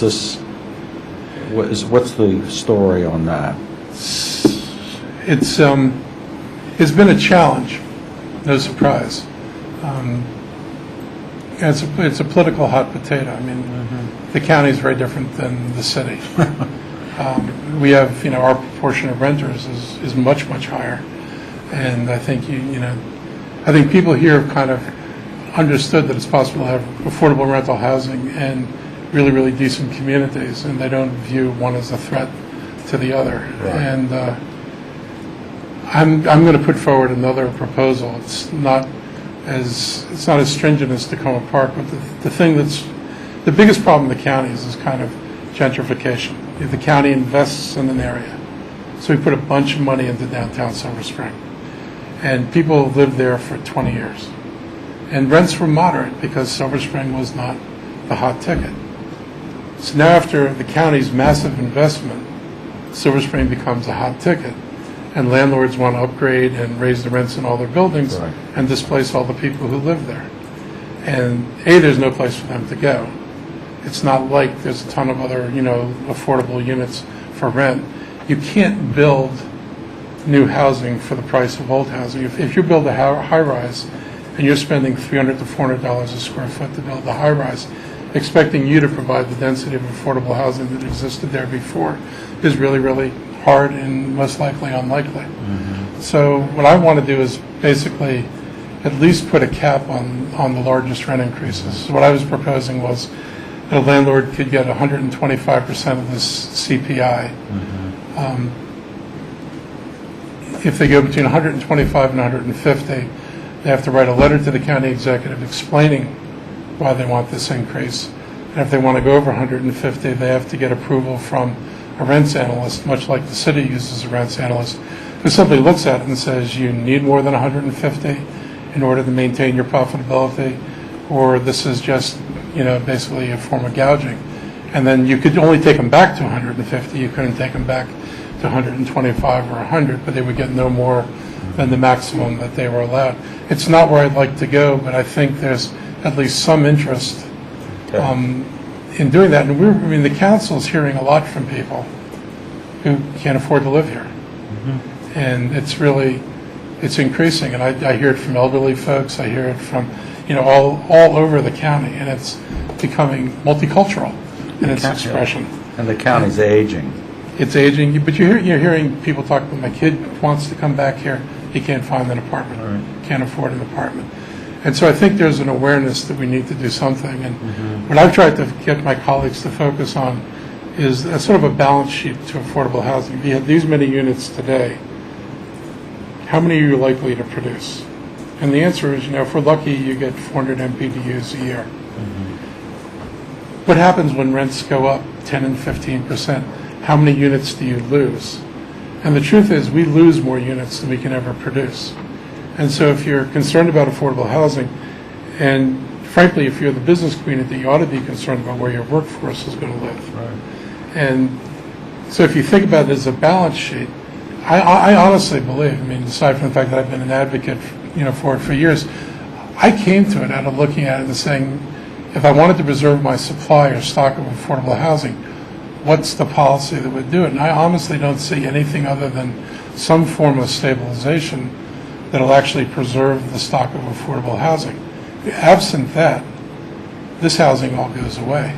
And the more attractive you make a place, the better I make the schools. Anything I do to improve the quality of life, the more the pressure is on housing to go up in price. And I just think, we just need to deal with it, as unhappy as it may make, some property owners in Aoba. Housing is sort of like a fundamental issue. It's not like some of the other stuff, like do I want, don't want a gold facade on the building, or will brick be just fine? This housing is fundamental. The other is an idea, and that is that I've long felt, since I've been involved with the city, that I'd like the city to have the authority to enforce the Montgomery County sign ordinance, because it doesn't get enforced down here. Do you guys need legislation for that? The permitting services. Permitting services is like, who knows where they are. And we just get commercial signs that are all over the place that are supposed to be temporary, that shouldn't be temporary. If there's something we can do. And I'd like us to be able to have that capacity. I haven't asked anybody in the city government whether they would welcome that authority, but it just seems to me that and what we might get rebated for it?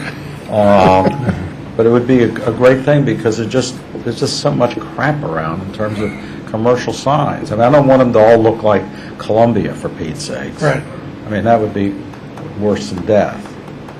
But I'm all for bright, shiny, sparkly, flashing signs. I just hate all the stuff that blows in the wind and going out of business signs that sit there for years and all that other stuff. If you guys decide you want something, and you can figure out whether the county can give you the authority to do it, I'm more than happy to help you with that. I agree. They make a mess out of things that could otherwise be more presentable. Thanks. Councilmember Siemens. Yeah, to that, I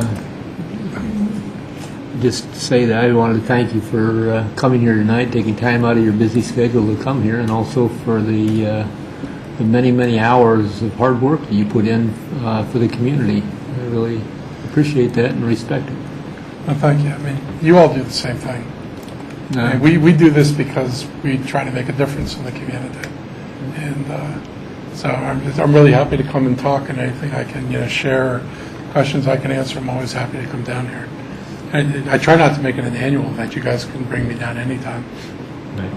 Thank you. Councilmember Daniels Cohen. Thank you, Mayor. I also want to thank you for coming tonight and sharing this time with us. I really appreciate it. I've been to a few of these little soirees we've had here, and I thank you for that. But I don't have anything to ask about the heavy lifting stuff you've been talking about. And you're not going to ask for money, because I don't have any. No, I'm not going to ask for money, but I'm going to ask for the ladder truck.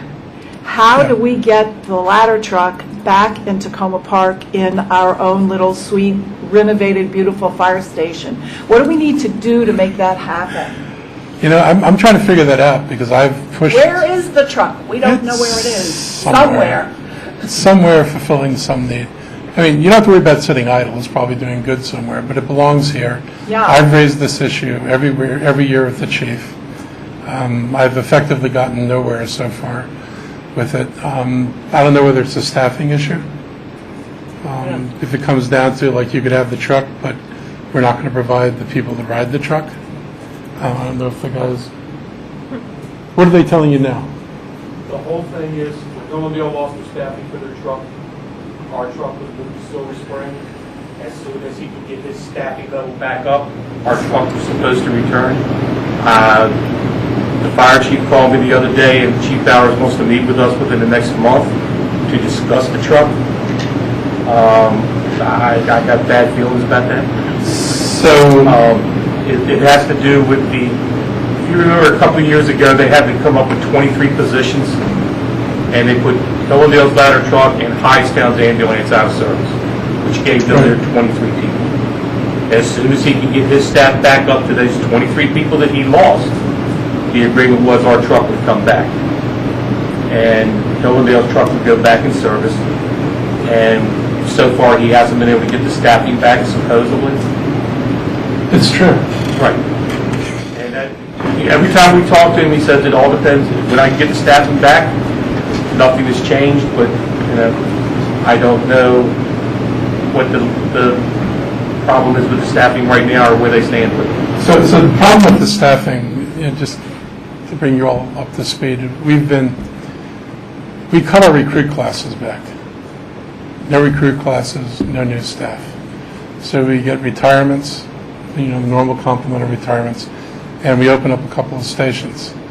And virtually anything we get available has been thrown into the new stations.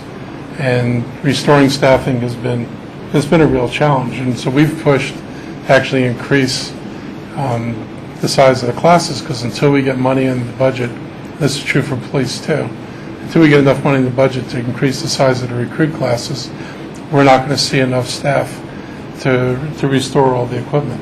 And I always thought it was one of the main reasons I want to see this ambulance fee, is that's the kind of money that we could have that could make it easier for us to restore staffing levels where they belong. It's, I think, for Montgomery County to have had to take equipment out of service, we are one of the wealthiest counties in the country. And when you're making decisions to take fire equipment out of service, you've gotten pretty deep into a hole. And I think we need to make the commitment to get out. I hope the ambulance fee deals with that, and you might remind him of that, and I will certainly remind him of that. I'm sure you were big supporters of the ambulance fee. Well, I know. Just joking. To be honest with you, Tacoma Park, if we stand on that whole thing, we did not push it. The association, you know the story behind it, and unfortunately, we were part of the association, but we didn't fight as hard as some people. Let's say it that way.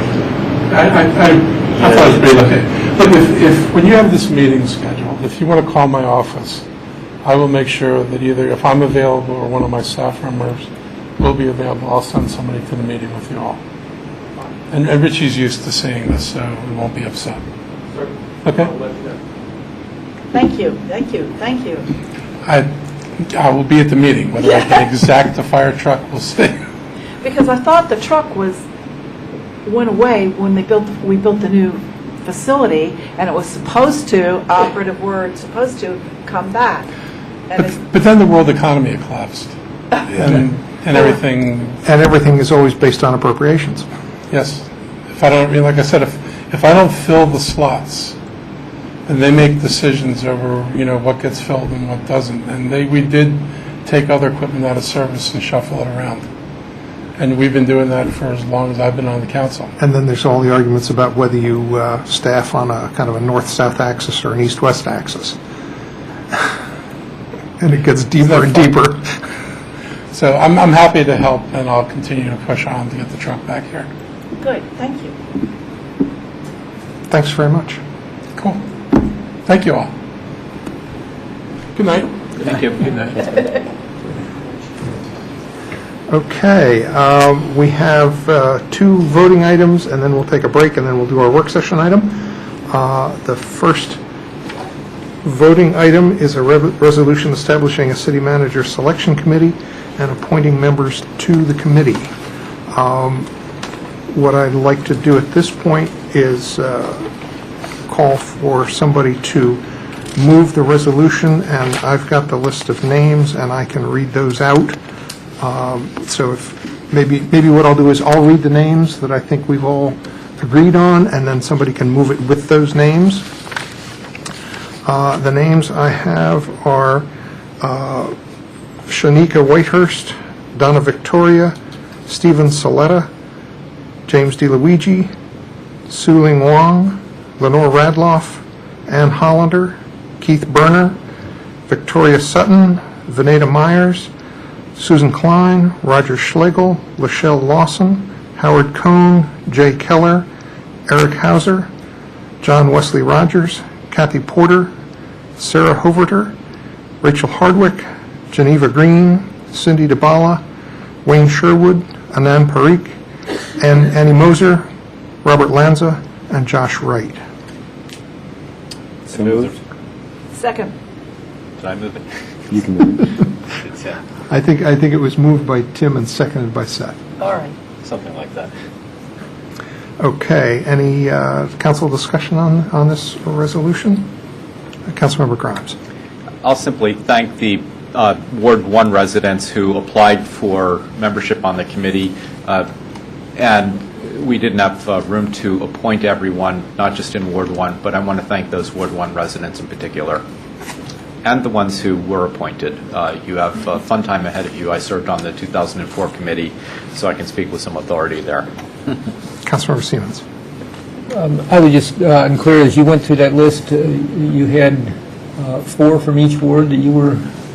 I had, there were at least 4 from each ward except your ward where you only had 3. So you've got So I have room for one one more. slot remaining. Did you have any wards where we had more than 4 that were being appointed? We did because I had appointments. Okay. Thank you. And I do have other candidates who I hope will get their applications in soon. Okay. Councilmember Daniels Cohen. Thank you, Mayor. I also want to thank everyone from Ward 3 that chose to apply, and everyone in the city. I think this is a great representation of our city residents, and it should be an interesting and challenging few months just to see what happens and how it all comes to fruition. But thank you all very much. It's pretty exciting. It's a pretty exciting time. Councilmember Mayo. Ditto on the thanks to everyone who submitted an application, and I wish we could have gotten space for everyone. I'm assuming that this committee works like most other committees in the city and that the meetings are open to some degree, and so people who aren't selected to be on the committee still have opportunities to participate. I would say in general that's the case. it may be that as we get down to kind of consideration of particular individuals, there may be a reason why there needs to be some kind of confidentiality about those people who are invited for interviews, that kind of stuff, because when people apply, their understanding is that they're doing it with some level of confidentiality because they may not want their current employer to know that they're applying for another job, and we need to respect that. But I think to the extent that we can make sure that everybody knows when these are, and that particularly at the beginning when what we're trying to do is come up with a profile of what it is that we're looking for, all input will be welcome. Thanks. Yeah, and I'll confirm with the HR director just to, when those areas of confidentiality particularly apply. Mm-hmm. And I'd like to thank everybody for applying, and note that we will be trying to contact the committee members ASAP. We'll work out who on staff is going to be the staff support for the committee as needed, and certainly as far as coordinating meetings and facilities and that kind of thing. And we'll try and get something out so that there's a first meeting set up as soon as possible. The consultant, the Mercer Group, Jim Mercer, is going to be in town Wednesday talking with council members, and I hope to be able to work out a time when he can come talk to the committee as well, but they'll need to get organized first, so we'll need to set that up and make that happen, and I'll coordinate with council members about timing on that and how we want to kind of present where we want to go to them. Any further council comment on this resolution? If not, we'll take public comment on the resolution. Seeing none, all those in favor, please say aye. Aye. Any opposed? The ayes have it. The second resolution is one authorizing execution of a grant agreement with Crossroads Community Food Network. Would somebody like to move that resolution? Second. Or move. Second. I think you got that? Yes, I know. I got a little confused there. Any council discussion? Councilmember Grimes. Thank you. Michelle Levy, the executive director of the Crossroads Community Food Network, was here at the council meeting this morning, also with, earlier in the meeting, also with Allison Mischling, who has newly joined the Crossroads Food Network. They were unable to stay until this item could be read, but Michelle asked me to thank the city and the council for the support of the Crossroads Community Food Network in this program and in other initiatives. Any further council comments? Any public comments? All those in favor of the resolution, please say aye. Aye. Aye. Any opposed? The ayes have it. We'll now take a short break, and we'll come back for our final item, which is a work session discussion.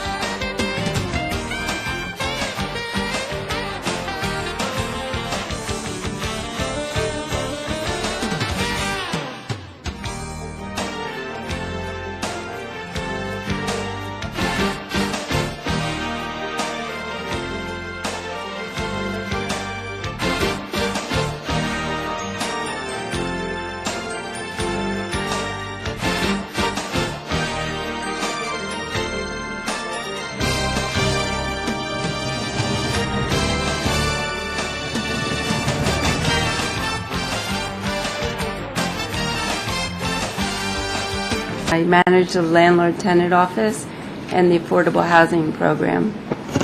And tonight, Community Preservation Development Corporation, a nonprofit affordable housing provider in Tacoma Park, is here to present their request to the council for a payment in lieu of taxes agreement. And CPDC owns the Essex House, which is 135 units located at 7777 Maple Avenue. A pilot is an agreement that is created between an entity such as CPDC and a local government, and it compensates the local government for some or all of the tax revenue that it loses because of the nature of the ownership or the use of the property. So historically, Tacoma Park has granted pilots to housing nonprofit organizations because they take on a major housing challenge by renovating and upgrading multifamily properties. So one of the stipulations that many of the organizations sign when they receive financing from the state and from the county is that a certain percentage of the units must be rented to low or moderate income residents. So this arrangement not only preserves the housing stock in Tacoma Park, but also helps preserve the economic diversity of the people who live here. So in your packet is a chart which does show you the current pilots that the city has.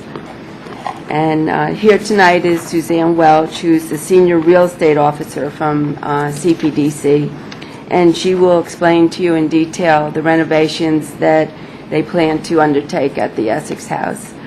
They're seeking financing from the state of Maryland for the project, and as part of the application to the state, it is required that they obtain financial support from the municipality where the project takes place. And so a pilot agreement is viewed as that financial support.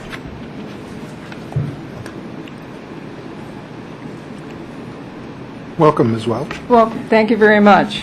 Before I get started, I want to thank the city staff and Councilmember Terry Siemens for working with CPDC to help us figure out how to preserve Essex House as affordable housing community into the future. It's been in existence since 1994 under CPDC's ownership, and we want to revitalize it, renovate it, make it much more energy efficient, and help it add affordable units for the future.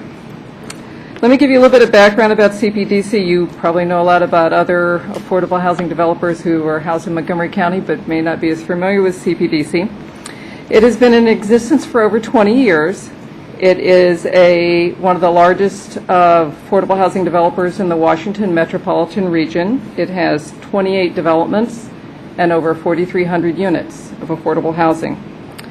CPDC prides itself on two things. It prides itself on working with its residents and in developing communities and helping them sustain and grow both as people and as communities.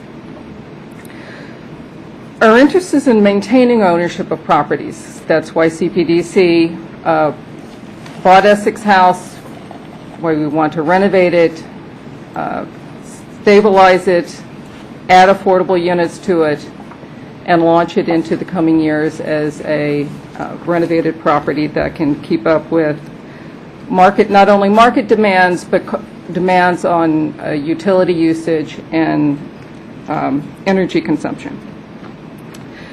The current restrictions on Essex House are that 60% of the units, 81 units, this is a state requirement, are required to be used for 60% of set aside for 60% of AMI. Of those 81 units, 20% or 20% of the total, or 27 units, are for 50% of AMI. The rest, the other 54, are not restricted. So currently, it's not 100%, 60% AMI, but only 60%. Our population currently is the vast majority are earning 50 to 60% of AMI, the current residents, and we have currently, I checked before coming here today, 21 of the tenants have vouchers. So though we don't have project-based vouchers, we very much help and support the very, very low income by providing and accepting voucher tenants. When Essex House was first purchased and renovated in '94, we did the best we could with the design models that we could to make it as energy efficient at the time. Well, times have changed and utility costs have gone up, and there's new technology about how to be more energy efficient. What we have there is a situation where it's landlord-paid utilities. We have boilers, we have master chillers, we have master boilers for heating, we have master boilers for hot water. And the heating and cooling is approximately 54% of the property's energy consumption. The hot water is 34%, and the rest is just tenant and landlord common area space usage. But our costs have dramatically risen, not only because of the utility costs are going up, but because through time the plant, the heating, air conditioning plant is not as energy efficient as it can be now. We've done energy studies. We are looking at B-Smart money from the state and other energy programs and have done those energy audits, and we are looking to reduce our energy consumption by 25%.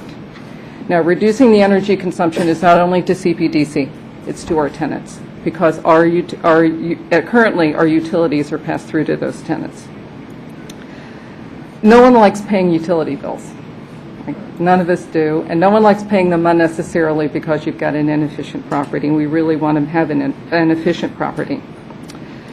Let me go through quickly the proposed upgrades, because I know it's getting late, and you have the report before you. But let me walk through the improvements we want to make to revitalize Essex House. As I mentioned, we want to make it more energy efficient. We also want to improve and upgrade the fire and life safety elements of the building. The building is not sprinklered. It was not required to be sprinklered, is not currently required to be sprinklered. But with the renovation and with CDA funding, we can get the building sprinklered. That is an expensive venture, millions of dollars, $1 million at least, because you have to put in sprinklers through all the corridors, all the units, all 12 floors. We want to make do upgrades for accessibility, the door entrance, the barrier-free units, the community room. We have a community room and run programs in that room. We want to upgrade that to meet the current accessibility code. Again, we met it back then. The code changes over time as people design better ways to have barrier-free units. So now we want to bring it up to the current barrier-free requirements. And we also want to make some modest upgrades to the units, and that's just because, upgrade the flooring in the units and upgrade because we have to upgrade the flooring and the ceilings in the corridors to create a better living situation. And frankly, affordable properties over 15 years, they don't get worn out, but they live a loving life, but they need renovation after all that time. Now, with this renovation, this is what we're planning to do with the intended use, with the affordability. We would raise the affordability of the building from 81 units to 125 units, from 60% of the building to 93%. Now you say, why 93%? And that's because CDA told us, don't go 100%, back off about 10 units to give yourself a fudge factor in case you have problems certifying a tenant, or a tenant has a problem being forthcoming with their certifications. We don't want you to be in violation of our extended use agreement. So they told us to leave 10 units that are sort of unrestricted. So that's why it's such a funny number. We would continue the 27 units at 50% or below AMI. We would continue that. And we would take this and extend it an additional 15 years. Currently, this expires in 2025. That really sounds like it's far from now, but it really isn't. If you think about, time. And we would extend that another 15 years. So what we would be doing is increasing the affordability of the property by adding 44 more units as restricted, and then adding another 15 years onto that.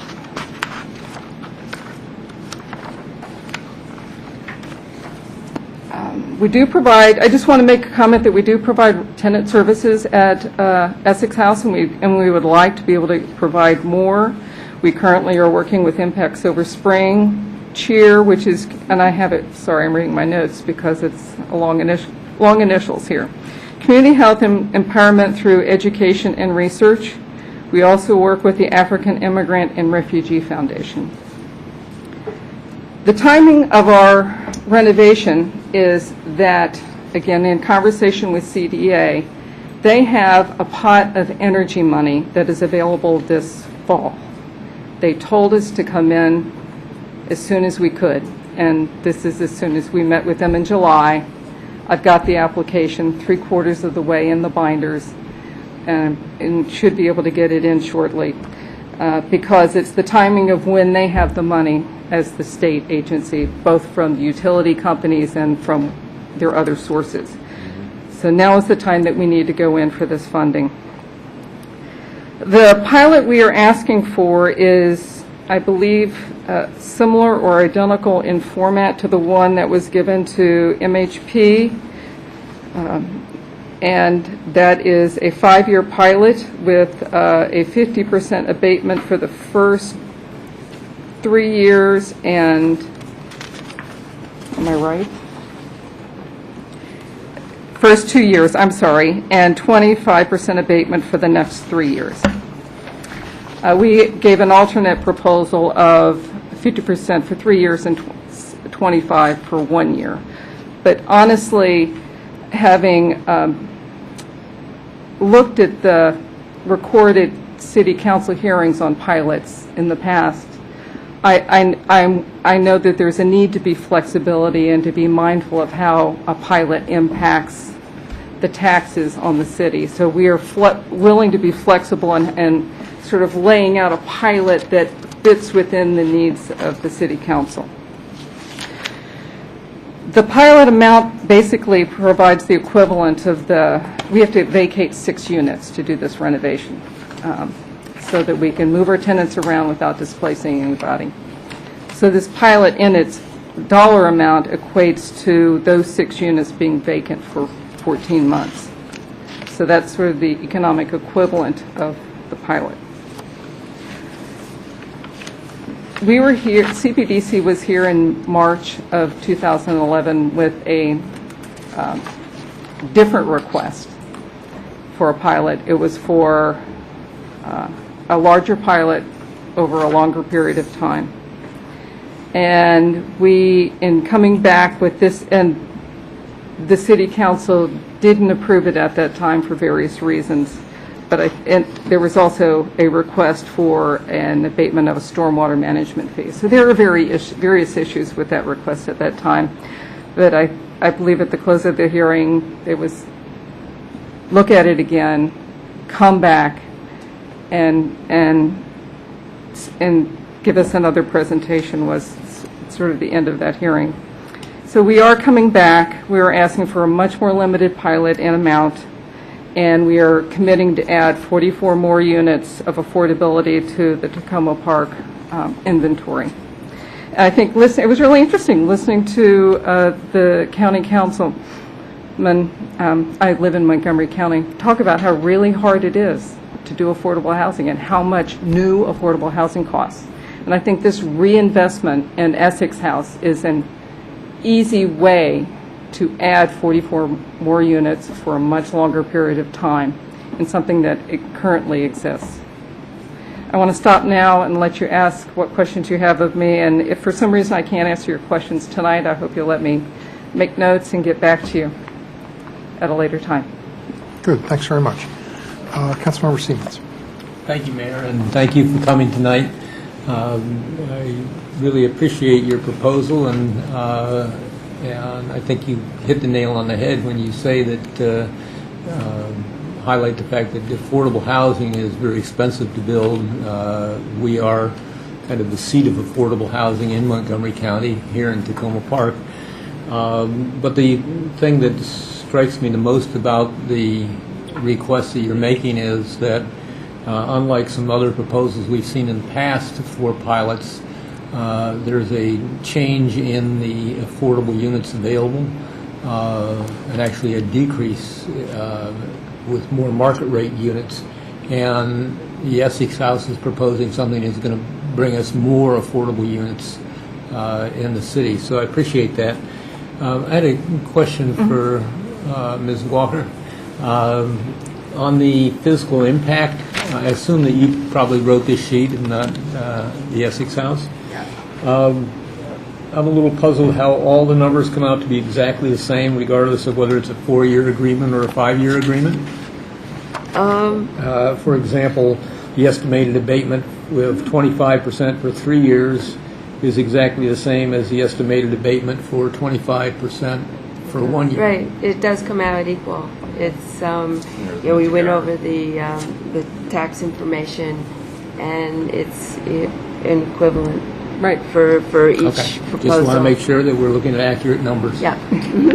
So I certainly support this. I think the other thing that strikes me with this request is that it is for a shorter period of time than what we're used to seeing with other requests.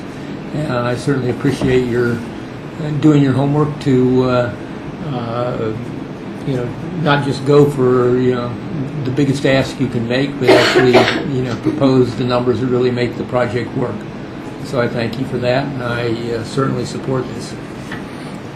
I'll just point out that the only way that the numbers would be different would be if the assessed value was different in different years, and therefore this is using the assumption of a fixed value. So there could be a slight change, but I agree that the numbers are basically the same. Councilmember Smith.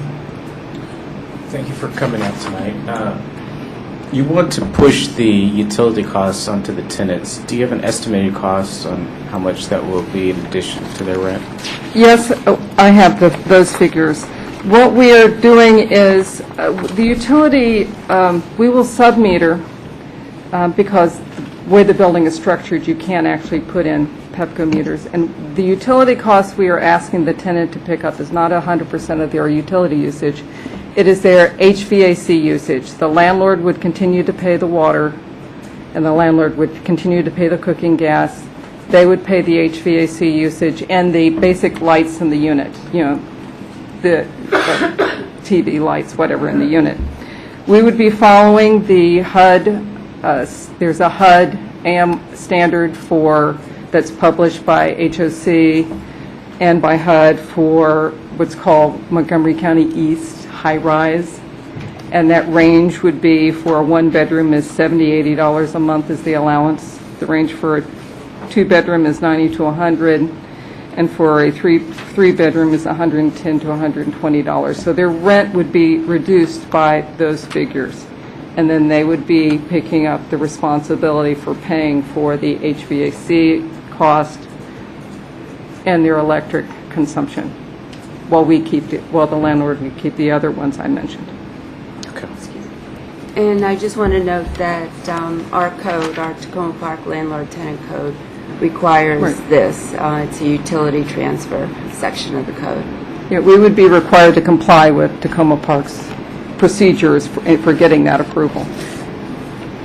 And it says here the developer fee is deferred by 45%. So is the developer giving up the rest of the fee, or are you paying it at a later date? The developer fee is the equity we put into the property, and we take 45% of it, which is probably the most the state will allow you to do, is deferred and paid out of cash flow over 12 years, 10 to 12 years.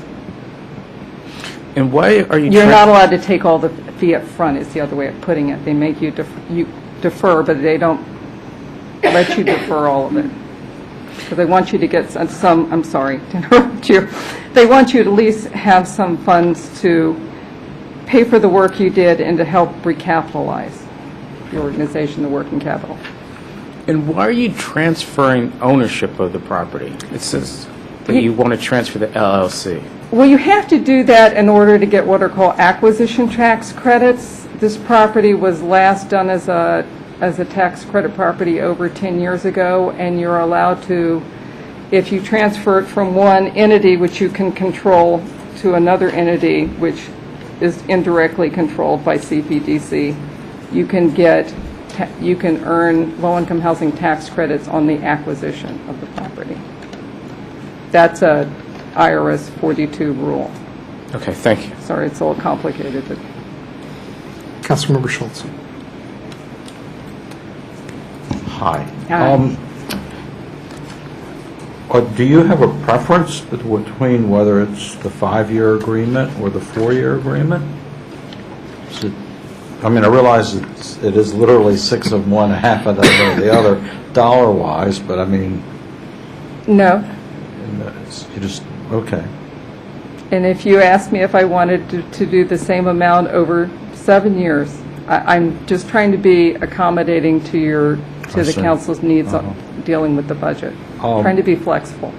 Sure, I'm just curious, what is the typical vacancy rate on that? Is it pretty low that you... It's very low. Right now, we were at 100%, and right now we have 3 units that are vacant, and we are holding them vacant to see what happens with whether we're able to go into the renovation plan, because we would need to keep them vacant so that we can make them hospitality suites. Oh, okay. But normally, we've had a very high, just 1 unit here, 1 unit there over the last couple of years. Huh. What has been your experience with the county code enforcement within your build and within the Essex House? Who does, they do the annual inspections. I'll have to check on when the last one was done. I have not heard anything about any issues with their inspections. Okay.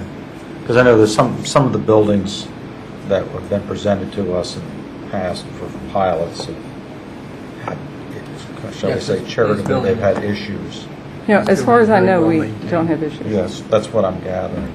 I'm just curious, when you stand at the front of look at the facade, and over to the right of the building, there's this long slope with this very large asphalted parking area. Does that belong to the Essex House? No, I think you're looking across the street at the Franklin. You're at the wrong kind of place. I'm just looking at is set way back. And Yeah. I don't know that we have. I'm looking at a part picture of the of the Essex street. House on my cell phone here. And turn your phone around the other The side other up. way, right, yes. Where is it? Right up there. Only parking's in the front. Okay, well, I don't want to waste anybody's it's time. next to Lincoln, going uphill there. On the side right, kind of behind, is the swimming pool. We've got the okay, green all right, metal never mind. awning in the Never feature. mind. Okay. We've got that green architectural feature. I'm pointing in the wrong direction. Okay, My good. apologies. I told you your phone was Spin that upside phone. down. Yeah. Councilmember Daniels Cohen. Well, thank you, Mayor. Thank you so much for coming tonight and making the presentation. I've just, mine are pretty simple questions. First, comment. I've always loved the orange and purple and I think green balconies. They're just, everyone may not love them. I think they look fabulous on the building. Thank you. When they appeared, I noticed them right away. So I don't think they came with the building. I think it was you all did the renovation some few years back. So it's always been a handsome building for me. My concern, and I didn't hear it, and I don't see it in any of the renovation, when the electricity goes out, that's an elevated building. Is there any consideration of a generator also? Oh, that's a very good point. We are having to put in a brand-new, larger capacity generator as part of the great. renovation. My heart has always I don't gone want to out tell you to the dollar amount of it. It's Yeah. choke a horse. It's Yeah, a I know. $100,000 generator we've got to put in. It's But big. yes, it will run an elevator and run whatever is necessary for the fire pumps. Because you've got some disabled folks who live there now and a lot of seniors. Right. We do have a generator, but it's not as big in It capacity. doesn't run the elevator, does it? I don't think it does. I'm not sure about Yeah, that. I don't think it does. Okay. But that would be just, if you're going to do this. We're doing that. To Yes, ma'am. get them something that'll get them up and down. it keeps some air flowing in there. All right, thanks. Councilmember Mayo. Thank you, Mayor. Thank you for coming out and making a presentation tonight. On the costs, I guess I'm still a little bit confused because Appendix D to the proposal includes a detailed cost estimate for each of the two scenarios that breaks down the estimated either tax revenue or pilot, essentially tax credit you're getting by year.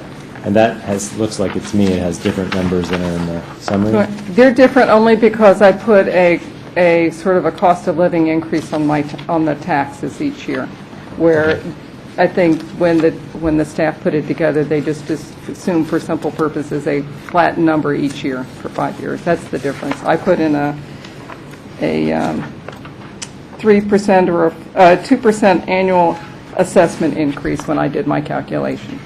From the city's perspective, when we make multi-year forecasts, do we typically include adjustments based on reasonable estimates of how assessed values or inflation may change? I don't think so. Sarah, you're shaking your head no. No. For any of the budgeting we do? For the Budget. kind of For budgeting purposes. For budgeting purposes, we.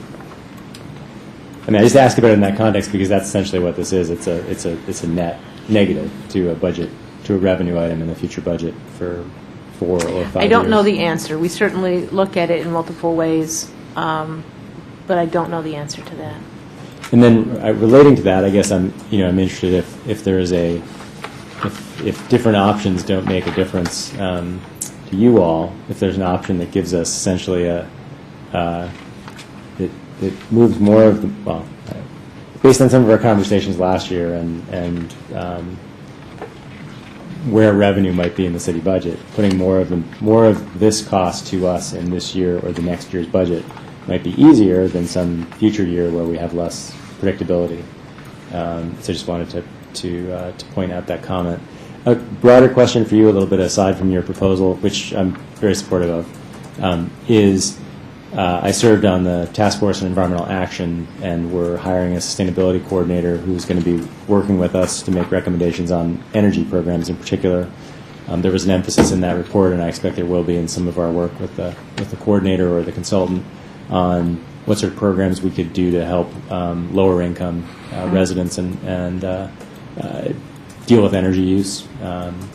And so you don't have to answer the question now, but I think I'm really interested in ways that the city could more broadly create incentives for the sort of work you're doing here that's going to reduce energy use, reduce electricity use. Well, there is one that I ran across looking at the renovation here, and that's solar hot water. We happen to have the type of system, we have 2 big hot water tanks, and we could add a solar hot water tank, which requires by code a backup, which are the existing tanks. And that would dramatically reduce the energy consumption. Now, you can do that with having an outside company come in and do it at no cost to the owner. And it will drop your energy consumption by 10%. If you paid for it yourself, it would drop it 30%. But after that 10 years, you own the system. So it is a very valuable, and maybe you can have someone come talk about this or write an article about it that others might see who own buildings.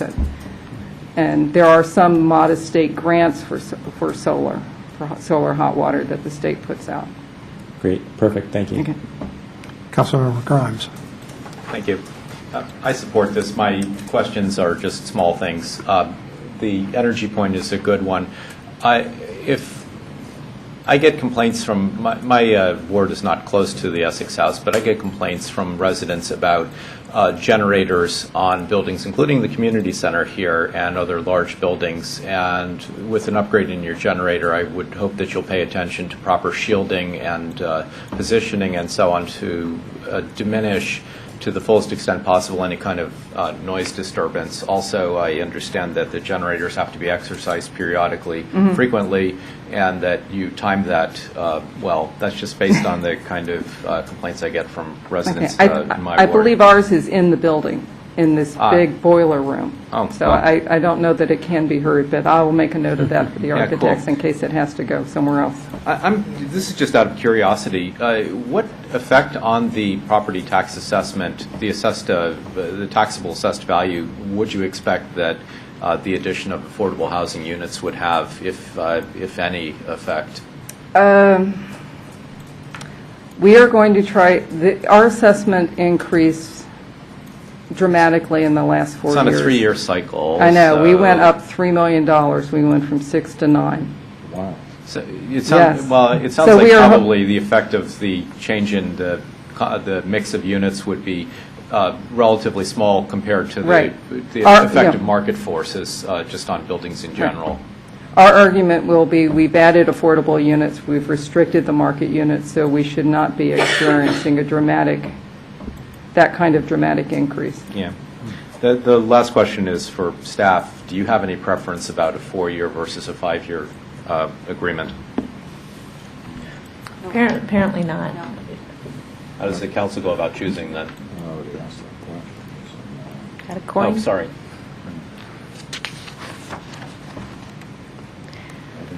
Okay, thank you. Well, if it's spread out over 5 years as opposed to 4, the impact is a little bit less in any years. So 5-year probably is a better choice, unless, as Councilmember Mayle said, we want to kind of front load it. I would ask the city manager to come back with a recommendation I'm gonna after look at it. consulting with Yvonne. I agree.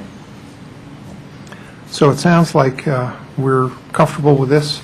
It's a win-win-win-win-win. And Thank you. appreciate you coming forward with this. Very helpful and a much easier discussion than last time. Yes, thank you very much.